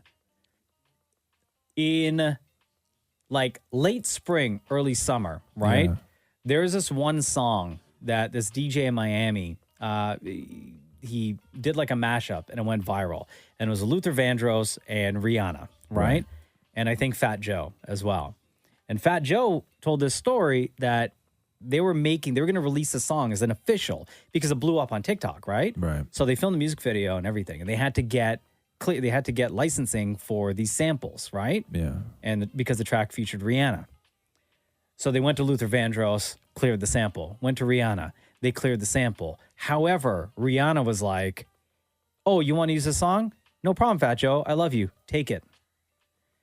Did not take a single cent for the use of her vocals on this song. And usually in a case like this, I mean, right? you know No, what I mean? exactly. But usually in a case like this, it would be Rihanna gets money. The people who wrote the original song get money. Her record label, she didn't want anything because she's making all this money on makeup and her lingerie line. Yeah. Rihanna don't need no money, music money. Yeah, I would say that that's more of having less interest in music just altogether. Yeah. Right? This conversation's really depressing I know. me, not gonna lie. I guess the point is we miss you, Rihanna, but you don't miss us. Wow. No, exactly. The Roz and Mocha Show podcast. It's a vaccine passport day today. Yeah. Starting today. Mm-hmm. Everybody's going to need show your ID and that printed out piece of paper or the PDF or whatever the hell it is. Where are the places again that I got to show my passport. Just like if you want to go to a restaurant or the movies or the gym or I don't know, all those places that are like not indoors, the grocery man. store, right? I mean, I get groceries delivered anyway, but like anywhere where you want to actually go and enjoy life, they don't care, right? This is just to try and get the unvaccinated vaccinated. Did you hear the thing that Family Guy did? No. They did a vaccine PSA, and then I want to come back and ask a question to the audience here, but play Family Guy's vaccine PSA. As of now, billions of COVID vaccines have been administered safely to people around the world. All right, well, what Peter might ask is, what if the vaccine makes him sick? The common side effects from the COVID vaccines are generally mild and last a few days. But do you know what can have serious long-term side effects? COVID. Well, you know, he also says he just figures everyone else is going to get it, so why does he have to? Well, what he should understand is that getting the shot not only protects him, but also the people around him. But even more importantly, if the virus is allowed to spread through an unvaccinated population, it could mutate into a variant that the vaccines might not protect against. And then we're right back where we started. Gal Gadot singing Imagine. We cannot let that happen. Oh, no. Huh, you know, I just realized this is like one of those Schoolhouse Rocks. Oh, no. Except, you know, without the rock. Yeah, it's like school. Way to end strong, Brian. Yo, Gal's probably like, I know. Come on. Everybody forgot about that. Why y'all got to bring it up again? Because they probably wrote that like not long after. So I found out today, I'm listening to this story where they're talking about the unvaccinated population, right? And I don't know what the perception is or what a lot of people think may be the population of the unvaccinated, but the biggest age demographic for people who don't have the vaccine yet is 20 to 39, right? Young people. And those are the ones that you see on the news that are going out everywhere, right? People who listen, that's our audience, right? Yeah. That's people listen. If you don't... People like me. But I'm vaccinated. Right. Double vax. If there's somebody, you don't have to say your name, right? But if there's somebody who has decided to not get vaccinated, I don't want to rip you a new one. We don't want to do anything like that. I just want to know why. That's all I want to. I'm just curious as to why. It's 925-555. You can shoot us a text. You don't have to give your name. You don't have to say where you work. It's not going to be like some big thing. We're not going to try and convert you. I just want to know why, if you're in the age group between 20 and 39, you decided We're just going to ask for your health card number. You decided that's to it. vaccines. But nothing else. We're not for you. Right. Have your health card ready. Yes. Oh, we need the code on the back. No, we don't need that. No, you don't need that. And we're not going to give your number to anybody. We're not going to do anything like that. Okay, we're not vax hunters right now. Like we're not like it's not like the vaccine version of like To Catch a Predator, okay? Hey, Mitch, why don't you come in and take a seat right there? There's a mask there for you. Would you mind putting that on for us? What did you think was going to happen when you showed up on the Roz and Mocha show? Who did you think you were here to meet? I see in that bag here, you have strawberries and a 6-pack of beer. Yeah, like I just want to know why, because it's such a... And I don't know what the hesitation. Whenever there's hesitation for stuff like this, my mind automatically, it just immediately goes to sort of older people. They're just set in their ways and everything else. Sure. But I was shocked when we found out that it's 20 to 39, younger people. There's somebody on the phone. Do you want to talk to somebody real quick? What's her name? Who? Fabian. Oh. Our Fabian? Yo, Weed Head Fabian, what up? It's Roz and Mocha. What up? Don't swear, okay, man? I won't swear. You know me. I try not to. Are you not vaccinated? I'm not vaccinated. Why? Because I don't know anything about it. I'm not comfortable. That's all it is, man. I'm not comfortable. I don't know. Have you watched the news? Have you read anything online? Everything. The problem with me, dude, is that I've been reading everything and watching everything. I've been watching fake news, real news, news in the middle. I just don't know. You spooked yourself. And then now with this mandating, I feel real uncomfortable that I'm forced to do this. So you already on my job site, I already have one builder saying that trades need to be vaxxed before they come onto site. Fabian's a plumber, by the way. Is your wife vaccinated? No, none of us. No, your daughter is not either, okay? None. So you just spent too much time online reading everything. And everything. You spooked yourself. Absolutely. I spooked myself. And, I don't have anybody that I can really trust to tell me, What do you mean you don't have What about the medical community, bro? Man, come on. I don't know, man. Listen, I hear you. I hear you. Like, look at my perspective. This is another reason why, too. I've been doing this for 18 months. I've been working in the trades. I've been going into people's houses in the middle of this pandemic to do service calls. Nobody wanted to shut us down. And then all of a sudden now, when the vaccines are available, I'm sorry, I think construction workers should be part of the frontline workers, but we're not. How come we didn't get offered the vax right away? Wow, yeah, but that argument can be made in so many different occupations, right? 100%. 100% it can be. And that's where, like, because at a lot first, of us, Fabian, it was all about protecting the old people, right? It was all the old people that were dying off.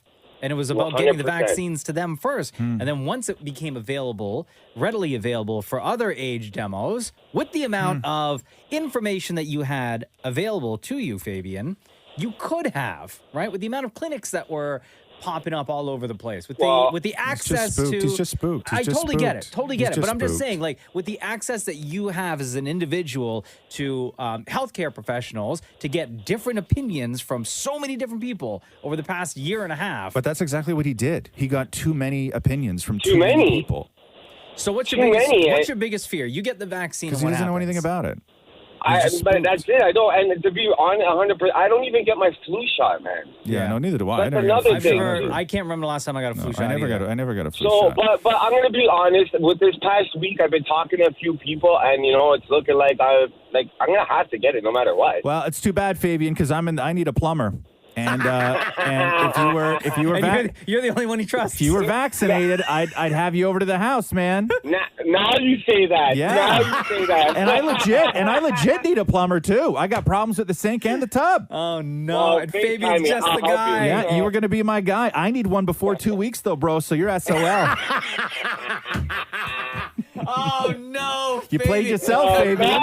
You played yourself. Yo, you know how many years Fabian has been asking us, hey, if you guys need any plumbing done in your place, I will gladly come to your Yeah, man. Yeah. Sorry, Fabian. Well, like I said, now that I've been talking to a lot of people, actually, one of my foremans, his good friends work at one of the Pfizer facilities. Yeah. And he gave me some information. I'm feeling a little bit more comfortable with it, but like I said, probably by the end of the week, I'm going to get my first dose. Fabian, stop. Shut up for a second. Okay. Just go get vaccinated. I'm going to. Okay, thank you. All right. We got one. The plumbing problem is going to be fixed by then, though. We got one. We got one. Thank you, Fabian. Right, Fabian. We love you. We only want the best I love for you guys too, man. Right, brother. You I take know, care. guys. Okay, man. Later. The Roz and Mocha Show podcast. I've not had to use my vaccine passport yet. Neither have I. I don't really know when I'm going to have to either. I don't go anywhere. I realized that yesterday. I was kind of getting pissy about the whole passport thing, and then I was like, realistically, when am I going to need it? Yeah. You don't Maybe go to the Christmas gym. shopping. Maybe Christmas shopping, right? You don't need it. You don't go dine indoors. No. Right? No. I don't do any of that stuff. You don't go shopping. Nah. Everything's online. Yeah. Like, I don't know why I'm pissy about it. I just say I'm pissy about it. Now, does that apply to everywhere, shopping everywhere? I don't know. Not grocery stores. Not malls, though, right? No. You don't have to use it to get into a mall? Like if I want to go to fine. If I want to go to Home Depot, right? I don't have to show it there. No. But I still have to wear a mask? Yes. Okay. Yeah. Now, I don't know what the difference is between me going and standing in line at... I was going to say Victoria's Secret for some weird reason. I don't know why. When I thought about a mall, that's like the first store that popped into my head. Sure. I've never been to a Victoria's Secret let's just before. Scenarios out there. Okay. So, okay. Continue. So you're at Victoria's Secret. Yeah, but I don't know what the difference is between me going and standing in line at a Victoria's Secret than me going and sitting at a table for two in a restaurant. You know what I mean? Why do I have to show one? I don't know, man. These rules are so whack to me. But anyway, it is the way it is. I've not yet had to use my vaccine passport. I have to use it on Monday. What's that? I'm going to probably use it on Monday when I go back to the gym. What do you have to do? Oh, you're going to the gym. Yeah. Right. Enough time. What'd you do to your hair today, man? Oh, I put in some What's going on with conditioner, that? leave-in conditioner. Yeah? I wanted to liven up my head. It looks greasy, though. Yeah. Oh, Can I be honest, too? Yeah.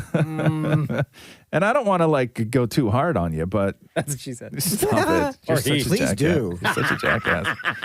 Yeah, I don't know, man. By all means. I don't know. I think Moy's that. going to use that as his ringtone. What's stopping you? No, I'm going to say that, like, I'm looking at you right now, and I don't think that I don't think that leave-in conditioner does what you think it's doing, because I No, think but it's not that, a leave-in. It's not like a powder. This is more like a leave-in cream. Yeah. Oh no, you can tell you've put cream in your hair. Uh-huh.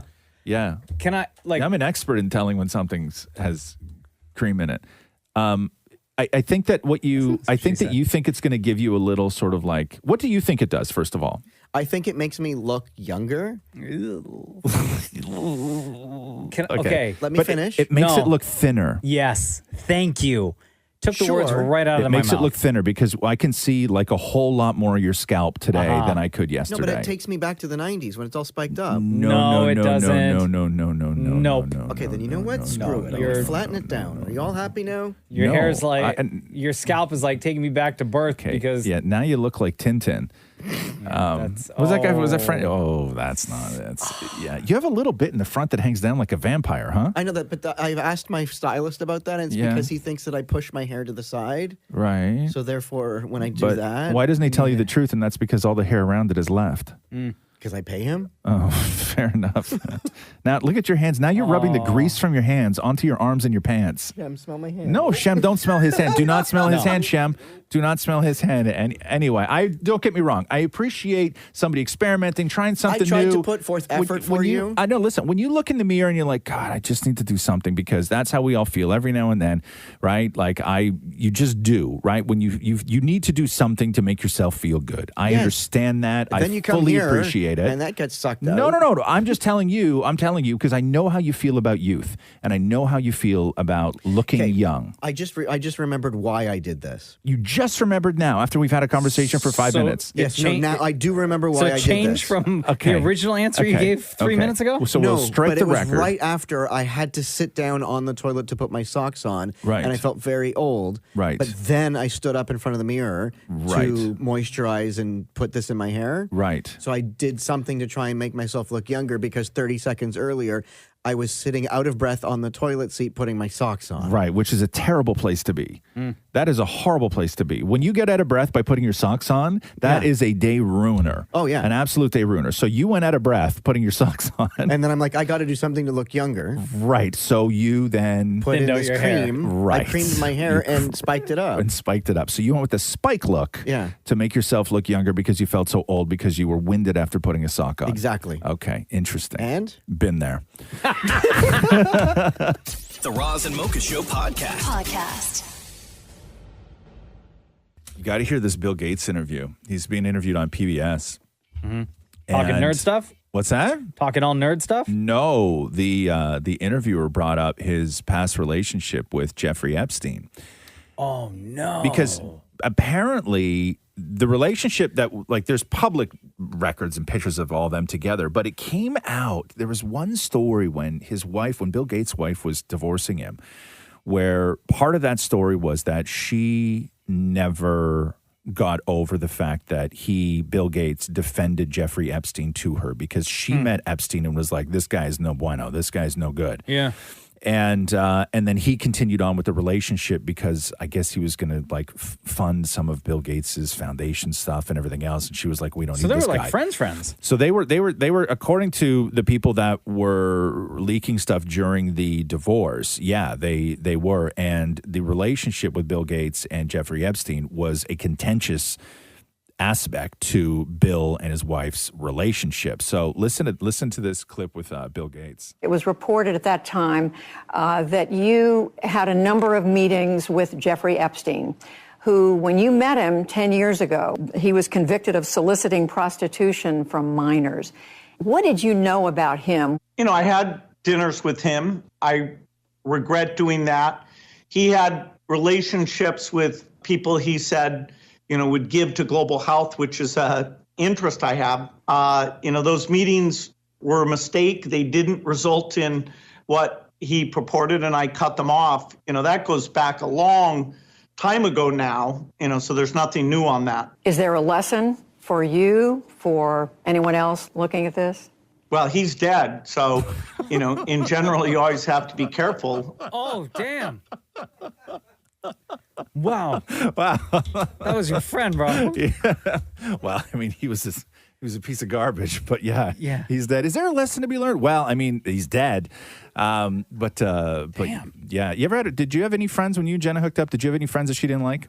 Not that you had any friends like Jeffrey Epstein, but no, she got along great with all my friends. Yeah. Did Catherine like any of your friends? I don't know if I really had a whole lot of friends. I had a couple friends. You know what I mean? Like, I was just trying to think about that. And nor have I ever been friends with somebody who then turned out to be not at all what I thought they were. Like, I've never been in that position. What about in Catherine's circle of friends? Oh no. I love them all. Awkward. No. You know what? Forget it. No, I'm kidding. I don't even know why I had that reaction. That was more of me thinking about all her friends. No, it wasn't. It was not. No. It's like, when you're drunk and like all the realness comes out. No. The Roz and Mocha Show podcast. I like this part of the podcast. So do I. I like when we do the news. It's a lot of fun. Hey, Mocha. Yes. And everybody else listening, I guess. You ready? Yeah. Let's do the news. A Roz and Mocha Show and Kiss 92.5 News Break. Daniel Craig, in an interview with Radio Times, discussing once again the idea of a female lead taking over the James Bond franchise. He's talked about this quite a bit. In the past, he has said that he would not like to see that, but his reasons are sort of solid. So Daniel said that there should simply be better parts for women and actors of color.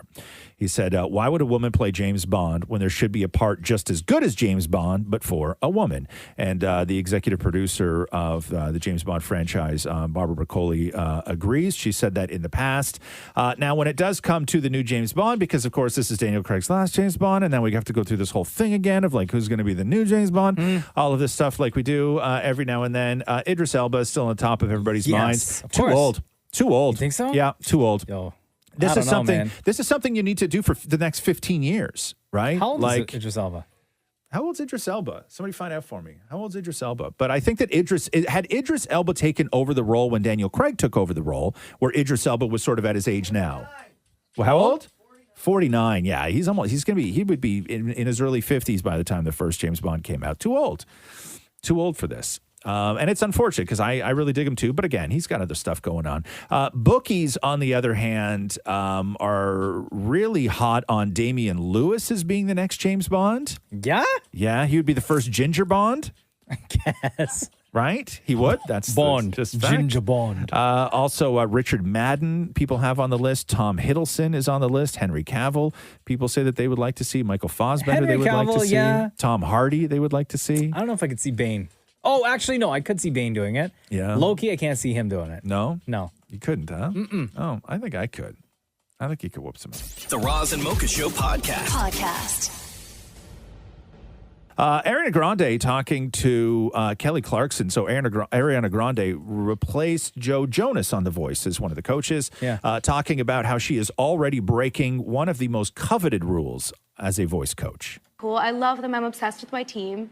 I talk to them all the time. Oh my God, your first team too. It's like, yeah, you get so upset. You love them all, but like it's like so exciting. I've broken every rule in my contract. I talk to them all the time. I'm like DMing them. They're like, you're not supposed to do that. And I'm like, sorry. Oh no. So you're not allowed to talk to them. I didn't know that when you're any communication whatsoever. Yeah. Nick Jonas, that's who she replaced. But yeah, I know you're not allowed to talk to them when you're not there. When you're not Ariana Grande. You can't DM slide them. into DMs and stuff. She was like sending stuff to their hotel for them and things. Like she's breaking all the rules. Really? Yeah. The Roz and Mocha Show podcast. The Fugees are getting back together and they're launching a tour, 25 years. After the release of The Score, Lauryn Hill, Wyclef, and Pras haven't performed together since the BET Awards in 2005. Mm-hmm. This group, they formed in the early 90s. they only released 2 albums, one in 94 and then this Score album in 96. By the way, 7 times platinum. Yeah. They tried to do a couple of reunion tours already. No. But because of like the history within the group, there's always been like creative differences. Yes. And at one point, I think it was Praz from the group had said, you have a better, I think the quote was like, you have a better chance of seeing Osama bin Laden and George Bush in a Starbucks having a coffee together than to ever see the Fugees get back together. Right. Yes. And then they've tried multiple times and it never worked. But if you remember that album, the Score was a monster from 96. Oh, absolutely.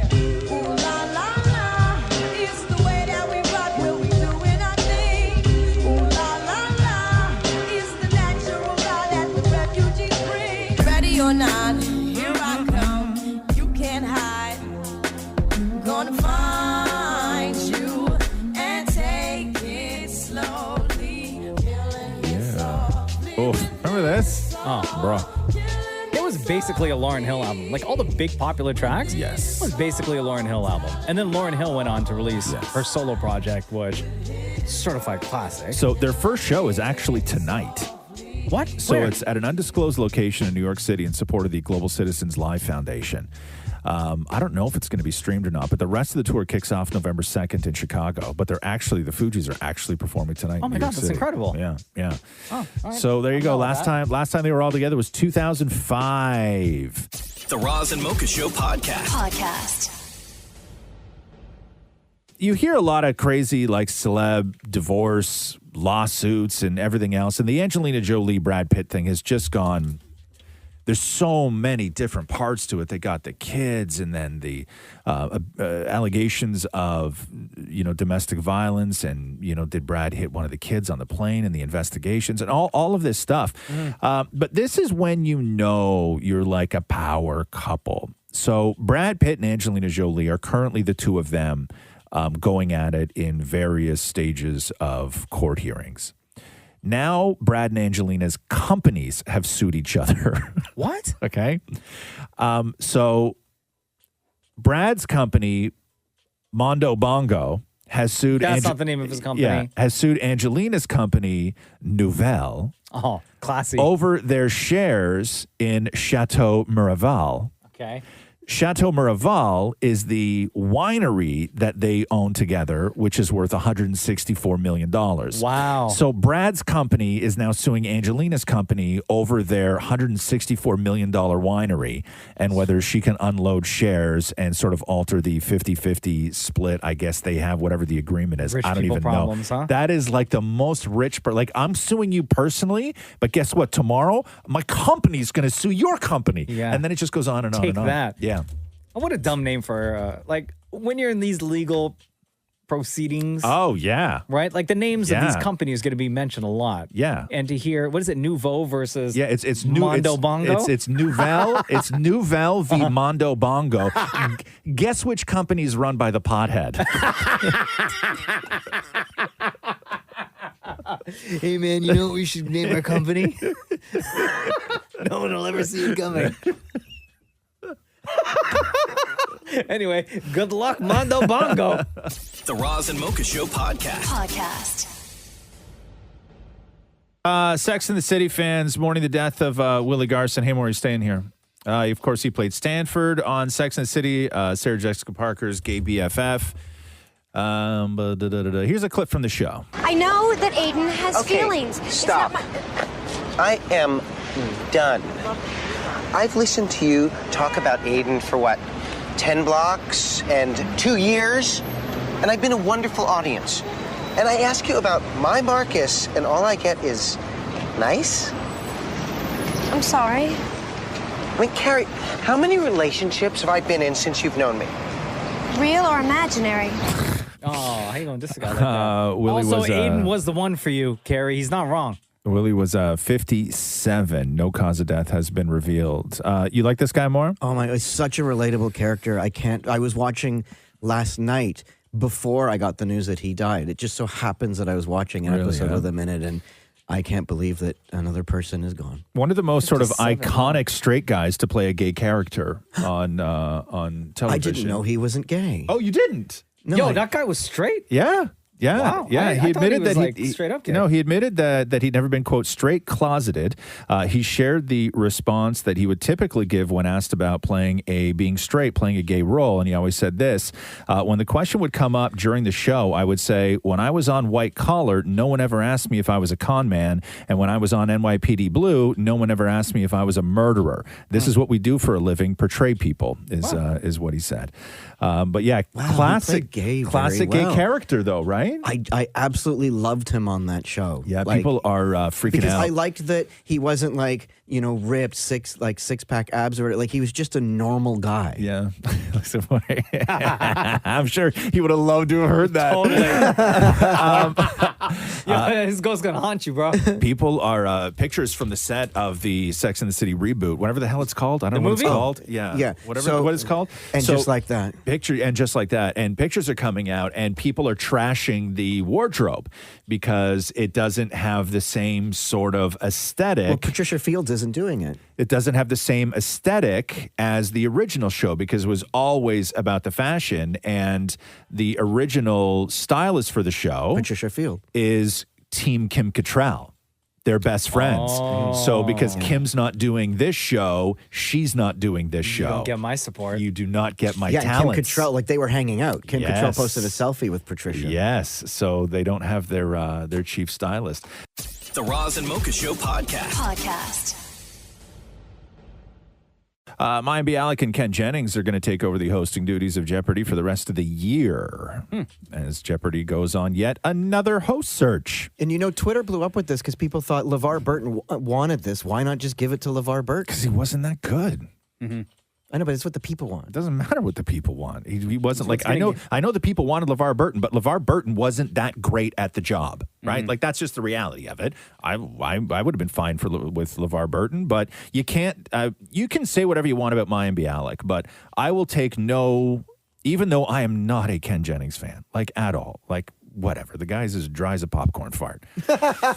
But I will not take any. I will not take any criticism over Ken Jennings because Ken Jennings is he's the Tom Brady and Muhammad Ali of Jeopardy. I know, but he wasn't great on television. But if you're going to put somebody in, right? You can't argue. You can't argue against Ken Jennings. You can say he's not great at the job, but you cannot argue that he doesn't belong on Jeopardy. Oh, no, for sure. He's like the greatest, right? Yeah. So they're going to fill out the rest of the season, and I guess Jep's going to go and do all of this again. I don't know. I don't know what they're going to do. The Roz and Mocha Show podcast. Lil Nas X was doing one of those, I don't know, is it like a BBC thing? Live Is that Lounge? what he's doing? Live Lounge? Is that what it was? I love it when they do that. So Lil Nas X goes into the BBC Live Lounge and he does a really great cover of Jolene by Dolly Parton. But here's the original. Here is Dolly's version of Jolene. Jolene, Jolene, Jolene, Jolene, I'm begging of you, please don't take my man. Damn, she's begging. Right? Jolene, Jolene, Jolene, Jolene. So does Lil Nas X's cover compare? Please don't take him just because you can. Oh, Jolene. Girl. So here is Lil Nas X. It's great. Jolene, Jolene, Jolene, Jolene, I'm begging of you, please don't take my man. Wow. Jolene, Jolene, Jolene, Jolene, please don't take him just because you can.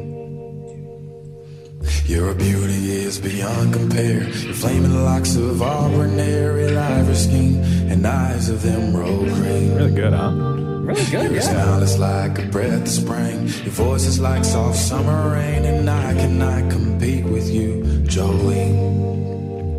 He talks about you in his sleep. Yo, Lil Nas X can sing, man. He can. He's got a really, really good voice. He can. And he can do country, too. That's the great thing, right? I could easily understand. What was he wearing? I don't know. Shirtless? No, it wasn't what he says. He wasn't wearing what? No, he was not shirtless. He was not shirtless. He was. Maury knows everybody who was shirtless yesterday. Little Nas X was not one of them. Oh, it's just wearing a regular shirt. All right. Yeah. Good for you. Shirt on, not shirtless, right? Shirt with, I guess it would be. I don't know. I don't know what the proper term is. Wearing a shirt, I guess, right? We're going with that? Yeah. We've all decided on that? Yeah. Not shirt with? No, it's shirt with. Okay. He was shirt with. The Roz and Mocha Show podcast. So Rihanna doing her Savage Fenty show, the fashion show. And whenever Rihanna does anything, of course, people want to know what the hell's going on with that new album. And so before her fashion show, she was doing some press, and they asked her specifically about what the hell is going on with that new album. You're not going to expect what you hear. Just put that in your mind. Like, whatever you know of Rihanna is not going to be what you hear. I'm really experimenting. And music is it's like fashion. You should be able to play. I should be able to wear whatever I want, and I treat music the same way. So I'm having fun, and it's going to be completely different. So different that you'll never hear it. So people are putting together montages right now, and I watched one earlier this morning before I came in, and everything that Rihanna just said there in that interview, they put montages together of her saying the exact same thing in other interviews from 2017 until now. Yeah, we ain't never getting that album. Right? Like the exact same thing. We're never getting that album. But Rihanna... Don't believe the hype, y'all. Rihanna is a billionaire. Of course, we all know that. And that's why we're not getting the album. She don't need to make music no more. Thank you. Billionaire. And here is her reaction when asked about the big hubbubaloo over being a billionaire. You're a billionaire, a young billionaire at that. I'm just saying, so... Don't come to my house asking me for $20. But how does it feel? And you did it in such a short amount of time. It was real weird getting congratulations texts from people for money. I was just like, wait, how does... I never got congratulated for money before. Like, that's crazy. But it made sense when I realized that it was inspiring to people, that they felt like this is something that they could achieve. Yes. Knowing where I've come from, knowing my humble beginnings, they see the possibility, and it gives them hope. Yeah. And that made me feel really happy. Not bad, huh? Billionaire Ree. The Roz and Mocha Show podcast. Hollywood IATSE union members.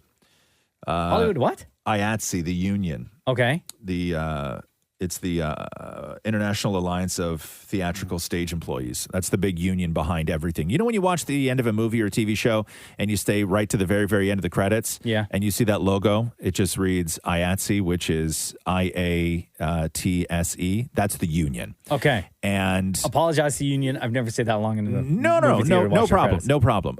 But there's, oh my God, I think there's like 150,000 members or something like that. Oh, congratulations.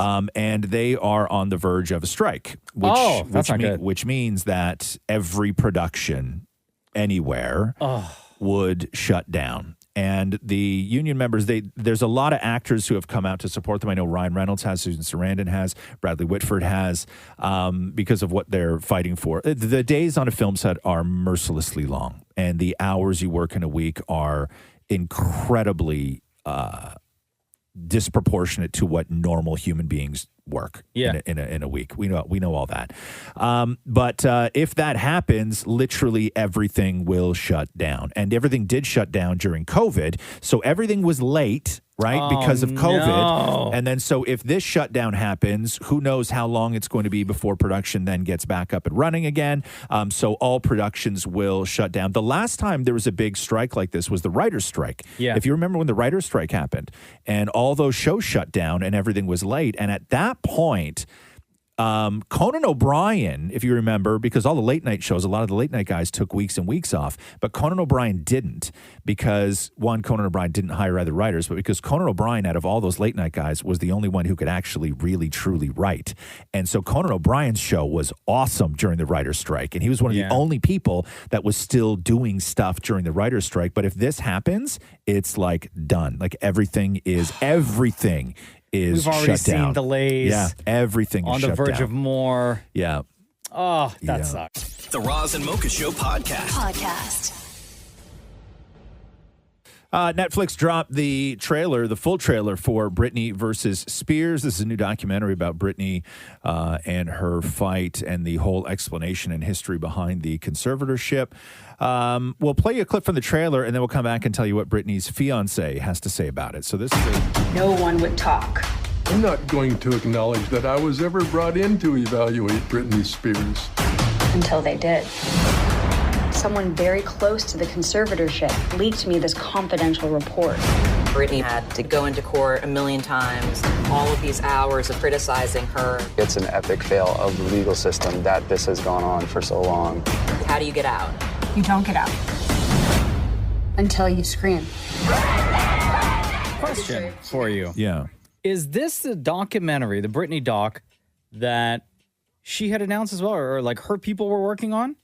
No. Isn't there another one where like she's going to have more involvement? This is not that. This one wasn't. We knew this one was coming when the free Becoming Britney was around. Yeah, we knew this one was coming. But I thought that they were working on one as well. Maybe I'm wrong. Maybe I made that up. So Sam Asghari, Britney's fiance, wrote in the comments underneath this trailer, he wrote, I hope the profit from these docs go towards fighting against injustice, hashtag free Britney. Wow. So he's making his voice heard, supporting Brit. I think we all agree on that, but no idea where the money's going. It's Netflix, so I'm sure a lot of people make a lot of money off it. The Roz and Mocha Show podcast. Elton John's got a new song with Charlie Puth, part of Elton John's album. Everything is a collaboration. He's got Lil Nas X on there. He's got a bunch of people on there. Here is the one. It's called After All. I want your opinion on this. It's Elton John and Charlie Puth.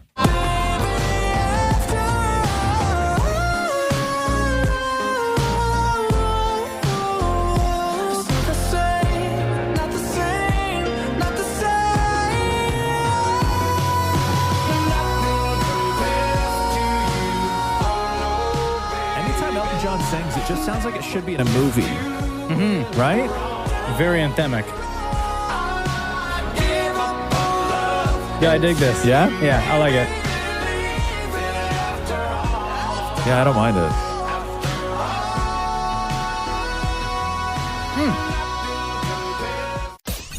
it. Roz and Mocha Q&A. Time to get into some more questions from you, Roz and Mocha Show family. Hello, Allison. How are you? Good. How are you guys? Doing great. Welcome to the podcast. What is your question? What is the one thing in your house that has started the most conversations when you have guests over, whether it be good or bad? Well, Roz doesn't have people over at his place. True. But in the, odd times maybe that you've had people there, has anyone said anything? Like something that starts conversation. Mm-hmm. Like any of Catherine's friends that come by?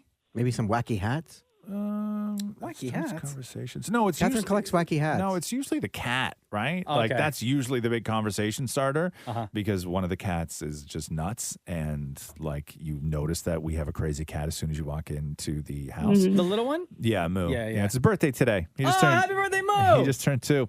Aw. Moo is 2. Yeah, I know. Moo 2. I think the cats. I'm trying to think if there's anything that I used to have. Like, I don't know if I really had any of those kind of like bachelor things that would start a conversation. I'm trying to think what it would be. Everything in my house, like for my space, not so much anymore, but years ago, everything in my space was like built up, right? Like built tall. Like, because I have really tall ceilings, but I didn't have a lot of square footage. So everything was built up. Like my kitchen cabinets are double height. Like I have a full round of upper cabinets and then a round on top of those that go all the way up to the ceiling, right? So my kitchen cabinets go up like 9.5 feet kind of thing. So I think that's the one thing that people would notice is that everything is like built high in my place. But other than that, Yeah, I don't know if I've never had like crazy art, and I've never had embarrassing things in the house. Like, I don't like people didn't come over and like still see an ab roller on the floor, like like that kind of stuff. How many days a week you use that, bro? Yeah, I know. You know what I mean? Like we don't have that, but yeah, I would say the cat's got to be the number one topic. Before we get to you, Dan Memorial, Allison, great question. This has been in your mind for quite some time, I assume, because this happens in your home. Yeah, we've kind of got two things. So first of all, I've got three of my family, and Dallas, who you've had on here before, is also my younger brother. Oh my God! Now we're getting Dallas's family on the podcast. Yo, Dallas has been on this podcast so much. I know. He's the one that got me hooked on you guys. Oh, okay. Much love to Dallas. We have pictures of us that are sort of like from kindergarten to grade 12 pictures on our wall right as people come up the stairs. So people get this frontal view of us right from kindergarten to grade 12. Well as, my mom, we took pictures every year, and we have pictures right from kindergarten to grade 12 of all three of us. Oh, damn. Wow. Okay. And the last thing that probably starts the most conversations is in our kitchen, right near where our table is. We have an analog clock that sits on the wall. And the only two numbers that are in the correct space are 12 and 3. All the other numbers are mixed up. So when people go to look at the time, it will be pointing to a 12, to a 8 and a 9 at the same time. But it will really say the correct time, but the numbers are just all out of place. Like on purpose? Do they buy the clock like that on purpose? It's weird. Oh, yeah, I don't like that. We call it our To what? Like give people a challenge? No, that's one of the things that shouldn't be difficult, right? When you were a kid, you went through all the difficulty that you were ever going to have to go through learning how to read a clock, and learning how to tell time. That was the difficult years for that. Once you figure it out, you should never have to struggle with telling time ever again. Yeah, don't trick me. No, don't. That's not fun. I don't like that game. Dan Memorial, what is one thing in your house that has started the most conversations whenever you've had guests over? Quickly, two things. One, I have a payphone in our home office, like a refurbished actual payphone That from Bell works. Canada That works. Yes. Because they refurbished 5. I bought one. Right. How much did you pay? At the time it was $400. Oh, but wow. now literally anyone that comes over, they're like, oh my God, this is the coolest thing ever. Matthew wants to get rid of it. I love it. And it works. And right? it works. Yeah. It's fantastic. Yeah. And the second But thing you don't is, have to pay, like, you don't have to, like, toss in a quarter, right? No, they okay. rewired it. Okay. And the second thing was a gift from Matthew's brother, Michael, is a wooden penis bottle opener. A big black wooden penis bottle opener. Can I ask you a question? Do you open is the bottle opener part like on the? It's on the right? Yeah. Interesting. Not on the. No. You hold the. The is like a work of art. Like somebody carved the wood nicely. Yeah, I understand that. Yeah, interesting. And how? Like, is it big? Huge. Said it was black, bros. Yeah. True. So, and you just leave it out? Like No, it's in the cutlery drawer. Oh, but how is it a That's even more conversation weird. starter? Like, because if somebody like my dad, like, hey, we have a beer or something, you have to use a bottle opener. Poor dad walking into the kitchen, open up one of the drawers. And you have to hold it from the know. shaft. Did he ask what it was, or did he just assume It's that obvious. it was? It's a wooden penis. No, but it's a bottle opener. That's what it is. We're two. You don't have to. We're two gay young men who have Right. a penis bottle opener. No, but what I'm questions saying needed. is that did your dad just think that you had a wooden penis in the drawer, or did he know that it was a wooden penis bottle opener? Oh, in the I handed drawer? it to him, going, here, use this. Okay, that's what I was saying. So you wouldn't even open the beer for your old man? No, I want him to use the penis. So whenever people come over, the times that you've had and you offer them a beer, you will take out the penis bottle opener and hand it to and take the away guest? their fun? Absolutely. Wow, interesting. Interesting. Mocha, what's the topic of conversation in your house? Definitely not what Maury has. No. That's a shame. I would say maybe. Oh, we have one art piece that Jenna really loved from an artist in Toronto. Where she does kind of like, she goes out and she takes photos, and then she comes back and she does like graffiti Sure. artwork Yeah. on top of the photo. So we have one of those in our Ooh. dining room, Mhm. and I would say that's probably How the big one is it? thing.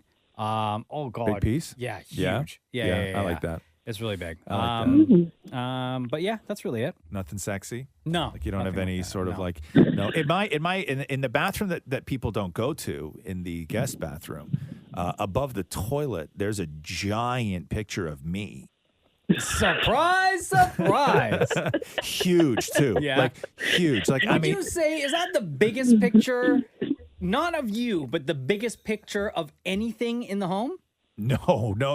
Okay. No, over our couch, we have one photograph that's printed on canvas and framed, and that thing is probably like 7 or 8 feet wide. Holy cow! Really? Yeah. Damn.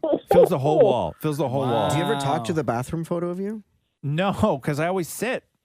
Like if you're standing up and wiping, do you ever say hi? I don't stand up and wipe, and I wouldn't stand up and wipe and face the other way. That's too much work, man. Like, what do I like? Do you like? You're already what do I- complicating the situation.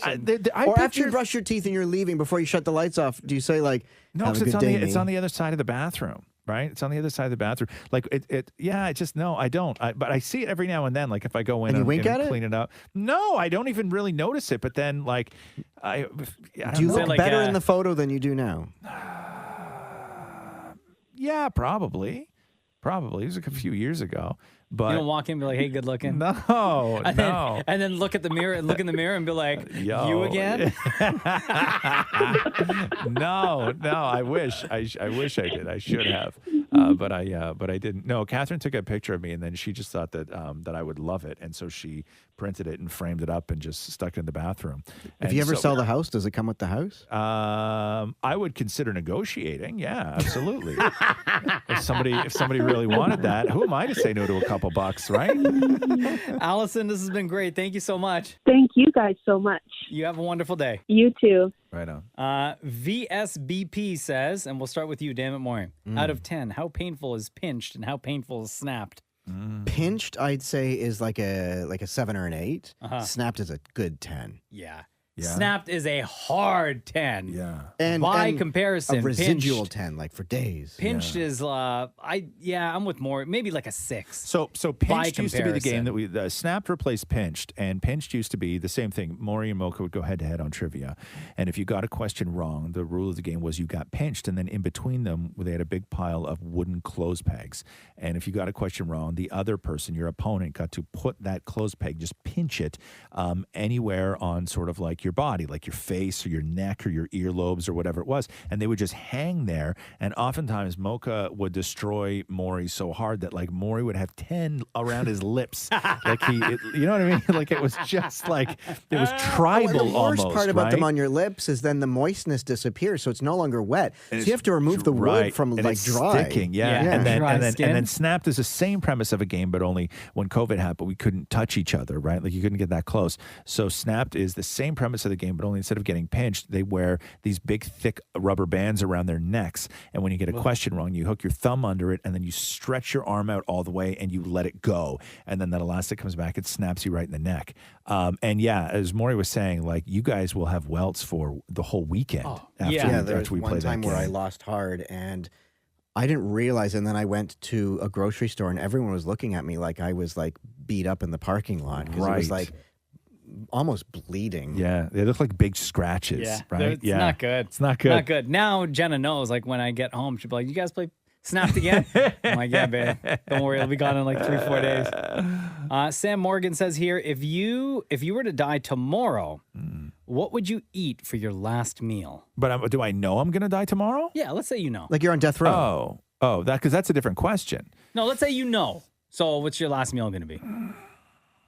My last meal is going to be a double cheeseburger with chicken wings on the side, fries and gravy, and a side of mashed potatoes. Good one. I think that's my last meal. So hungry. Damn Maureen. Yeah. I would have a nice piece of steak, chicken fingers. Now, are you cooking the steak or is somebody else cooking the steak? That's my last meal. I assume someone else would cook it for me. Okay. Because I mean, I'm already worried. Hey, I about saw. Let me dying. pause for a second. I saw a picture, Maury. You put up a picture of something you cooked last night. Oh, so good. And what did you make? You made steak and what? Steak and Brussels sprouts. Brussels sprouts. But I noticed that the steak was not cooked well. No, so that was a big bone of contention, if I'm saying that correctly. Yeah. In our house. So I cooked them I followed the recipe, and I cooked it on top of the stove. Yes. In the pan, as you say, searing hot, blah, blah, blah, Yeah, all yeah, of yeah, Roz's yeah. sexy words. And I thought mine was done. Like, I'm Right. like, this has to be done. I cut it Yeah. up. I'm like, this is going to be great. Yeah. You know, I normally like it well done, but I'm like, there's a little bit of pink in there. It's going to be nice and juicy. Matthew was like, first of all, I'm never allowing you to cook on top again. The place is smelling. Oh, God. And he Right. put his Cook on top. That's called using the stove. Yeah, right? cook on top. Cook on top. Who says cook on top? Like, But it's not like you sit on the roof. yeah. Of the Like, what does that condo. mean? You're okay. Go. So he took his from the top and put it inside the oven for Right. like another half hour because he didn't want any of. minutes? So, what was your normal? Let's remind people what your normal process was. So before I of cooking learned a lot of the steak. cooking, I would Yes. cook it in the oven Yes. for like a good 40, 45 minutes. Right. At what temperature? Oh, 450. 450. Oh, my right? Yeah. God. And Yeah. that's what he did last night. Right. So I was finished my meal by the time he then sat down. And how was your steak? Mine was fantastic. Right? Oh my Do God, I you wish I not- had more. Remember, Mocha and I used to tell you all the time when you would make these bricks of steak, and we were like, Meat cook it bricks. this way, cook it this way, cook it this way. And you never did. And you would only ever cook it super, super, super well done. Yeah. Now that you've had it like that, I will never go back. You can never go back. But Matthew said I am forbidden to cook on top. Why? On the stove. On the Yeah, stove. because Like with a it's- frying it's- pan? On the frying pan, because it's, there's like, it's the plate made the place all smoky and Do you stinky. not have a hood fan?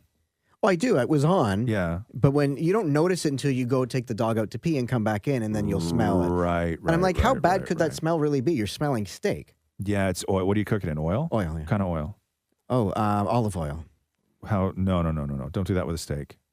You're not supposed to cook olive oil at super hot temperatures. Oh, it's all I had. Yeah. Just buy a little thing of vegetable oil. Buy Oh. a little thing of vegetable oil. And you can put olive oil afterwards. Just drizzle some Yeah. nice olive oil on it. You don't want to heat olive oil that And then I hot. made a great, it was a mayonnaise, and I mean, won't sound as good as it tasted, but mayonnaise mixed with mustard, mixed with honey sauce that went underneath the Oh. steak.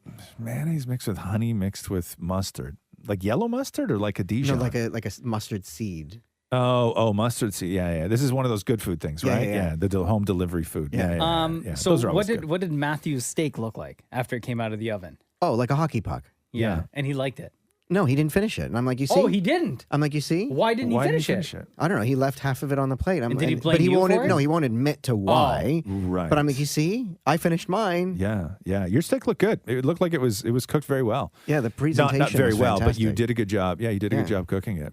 So Okay, so what's your steak. last meal? Yeah, steak. You know what? I would cook my steak. Yeah. Uh-huh. So Okay. steak, pierogies, and chicken fingers, and a Smartie Blizzard for dessert. Oh, good one. That's a good last meal. That's a good last meal. Mine I can't hate on that. is spaghetti with meatballs Yeah. with veal parm on the side. Right. Half a rack of ribs. Right. 5 chicken wings. 5. Yeah. Okay. Because Interesting. I need to leave room for everything, right? Okay. Yeah. Cherry cheesecake Yeah. for dessert, Wow. and then like a chocolate caramel ice cream.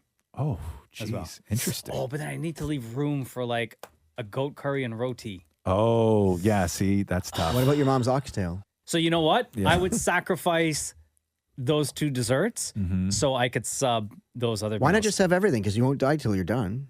Yeah. I have to have gravy, though. I have to have gravy. There has to be Gravy's gravy. so good. Yeah. Like I would just eat slowly because you I'm can't t- die till you're finished. I'm tempted to say also like, no, but I just love cheeseburgers too much. Because I was tempted to say like Christmas dinner, like turkey, Oh, gravy, stuffing, call. mash, Yeah. bread, like all that stuff. But no, my favorite foods are cheeseburgers and chicken wings. Like those are my favorite foods. I eat those more than anything else. Or Nana's roast.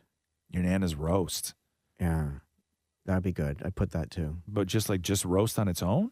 Well, I'm putting it with the pierogies and everything else. Oh, you're gonna add Nana's roast. So heavy. Yeah, so heavy, so heavy. All right, Toronto luxury fashion brand says here, should you hold in a fart? If it's a smelly one, then I guess so. But how would you know it's a smelly kind? What do you guys do in the studio?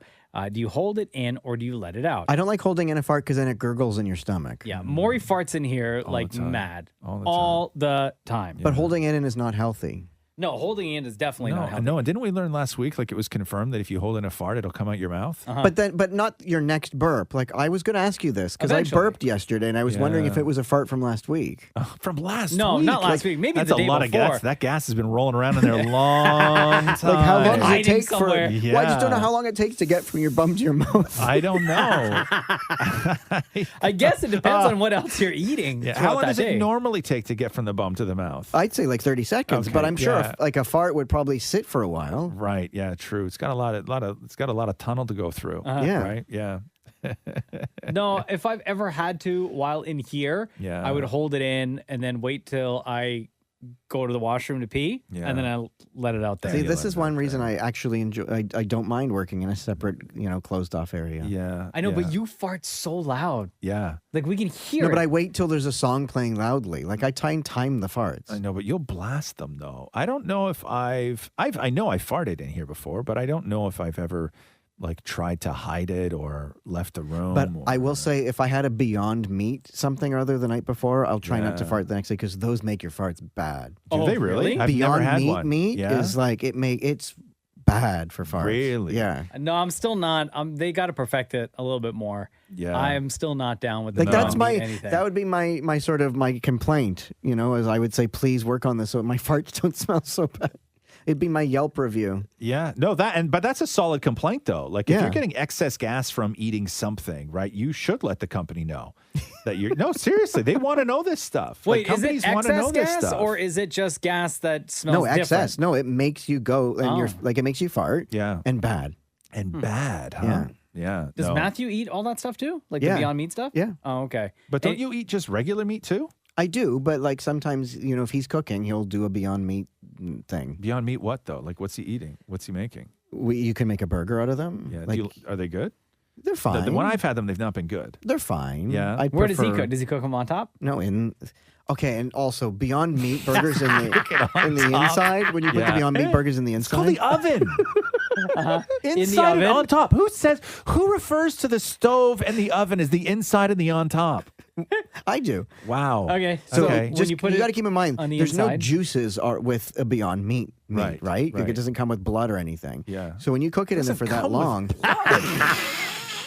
Jesus, Yo, man. I don't know where you shop, man. Where you get your groceries like from. it doesn't come with fake blood, so it's already dry. So when you cook it for 40, 45 minutes, it's like it's But why so aren't you? dry. Why aren't you following instructions on how to make this? Because stuff? I don't know. It's weird because when he'll cook a Beyond Meat thing, he'll cut it in half. He'll be like, it's still bloody on the inside. Like it's like, watery or something. And I'm like, that's not Did real. nobody ever teach Matthew how to cook? Like when he was younger, did he not have like his mom never taught him how to do His stuff in the stepmom Lucy is like, kitchen? she's a trained 5-star chef from Portugal. But how does she not? He never paid attention. He never paid attention. She But never- even now, with like the resources that you have, just watching YouTube, you can watch videos on TikTok, right? He's very good at soups. I'll give him that. This is what I don't understand. I'm with you on this, Mocha. Here's what I don't understand is that as a young gay couple who like to project that they are interested in the finer things in life, where you guys will, tend to want to go to fancy restaurants and tend to want to do this. What I'm so surprised with is that when it comes to cooking at home, none of that sort of made its way into your own skill set. As in, you should know from eating in the amount of places that you've eaten what stuff should taste like. And when you take a steak out from the inside, you know what I mean? And it looks like it's the sole of a shoe, right? Like you should know just from all the places that you guys have eaten that something went wrong. And I will pat myself on the back. That bottle over there, yeah, I gotcha. For trying to learn from these meal kits. Yeah. Like, and plus, when you do the meal kit thing, it's also, I try and make it the presentation nice too. Like I try really hard to make it look nice. Yeah. But I don't know. I mean, Matthew's soups are good, but when it What comes kind to of soup meat, does he make? he made okay, don't laugh. It tasted good. Here we go. Okay. He made a salmon chowder. Oh God, that's so gross. But it was really he made it with coconut milk and potato. Ew, that is so gross. Okay, but it tasted okay. No, yeah, it tasted okay. First, you started off by saying it tasted good. And now it tastes okay. That's what the guys eat on that show Alone that I watch. When they're like, whatever you get scrounged up yeah, together. they're like down in Patagonia and there's nothing to eat. So it's like you just make a salmon head chowder or like salmon head soup, whatever it was. Yeah. Every week you'll find us on Instagram. We post a picture that reads Ask Roz and Mocha. At Kiss925 is the account. So ask your question and we will answer. And we'll have one of you ask your question to the room with us. This has been the Roz and Mocha Show podcast. Thank you for listening. Thanks for listening to the Roz and Mocha Show podcast. Catch the guys live Weekday mornings from 6 to 10 on Kiss 92.5. Kiss925.com. Or download the Kiss 92.5 app.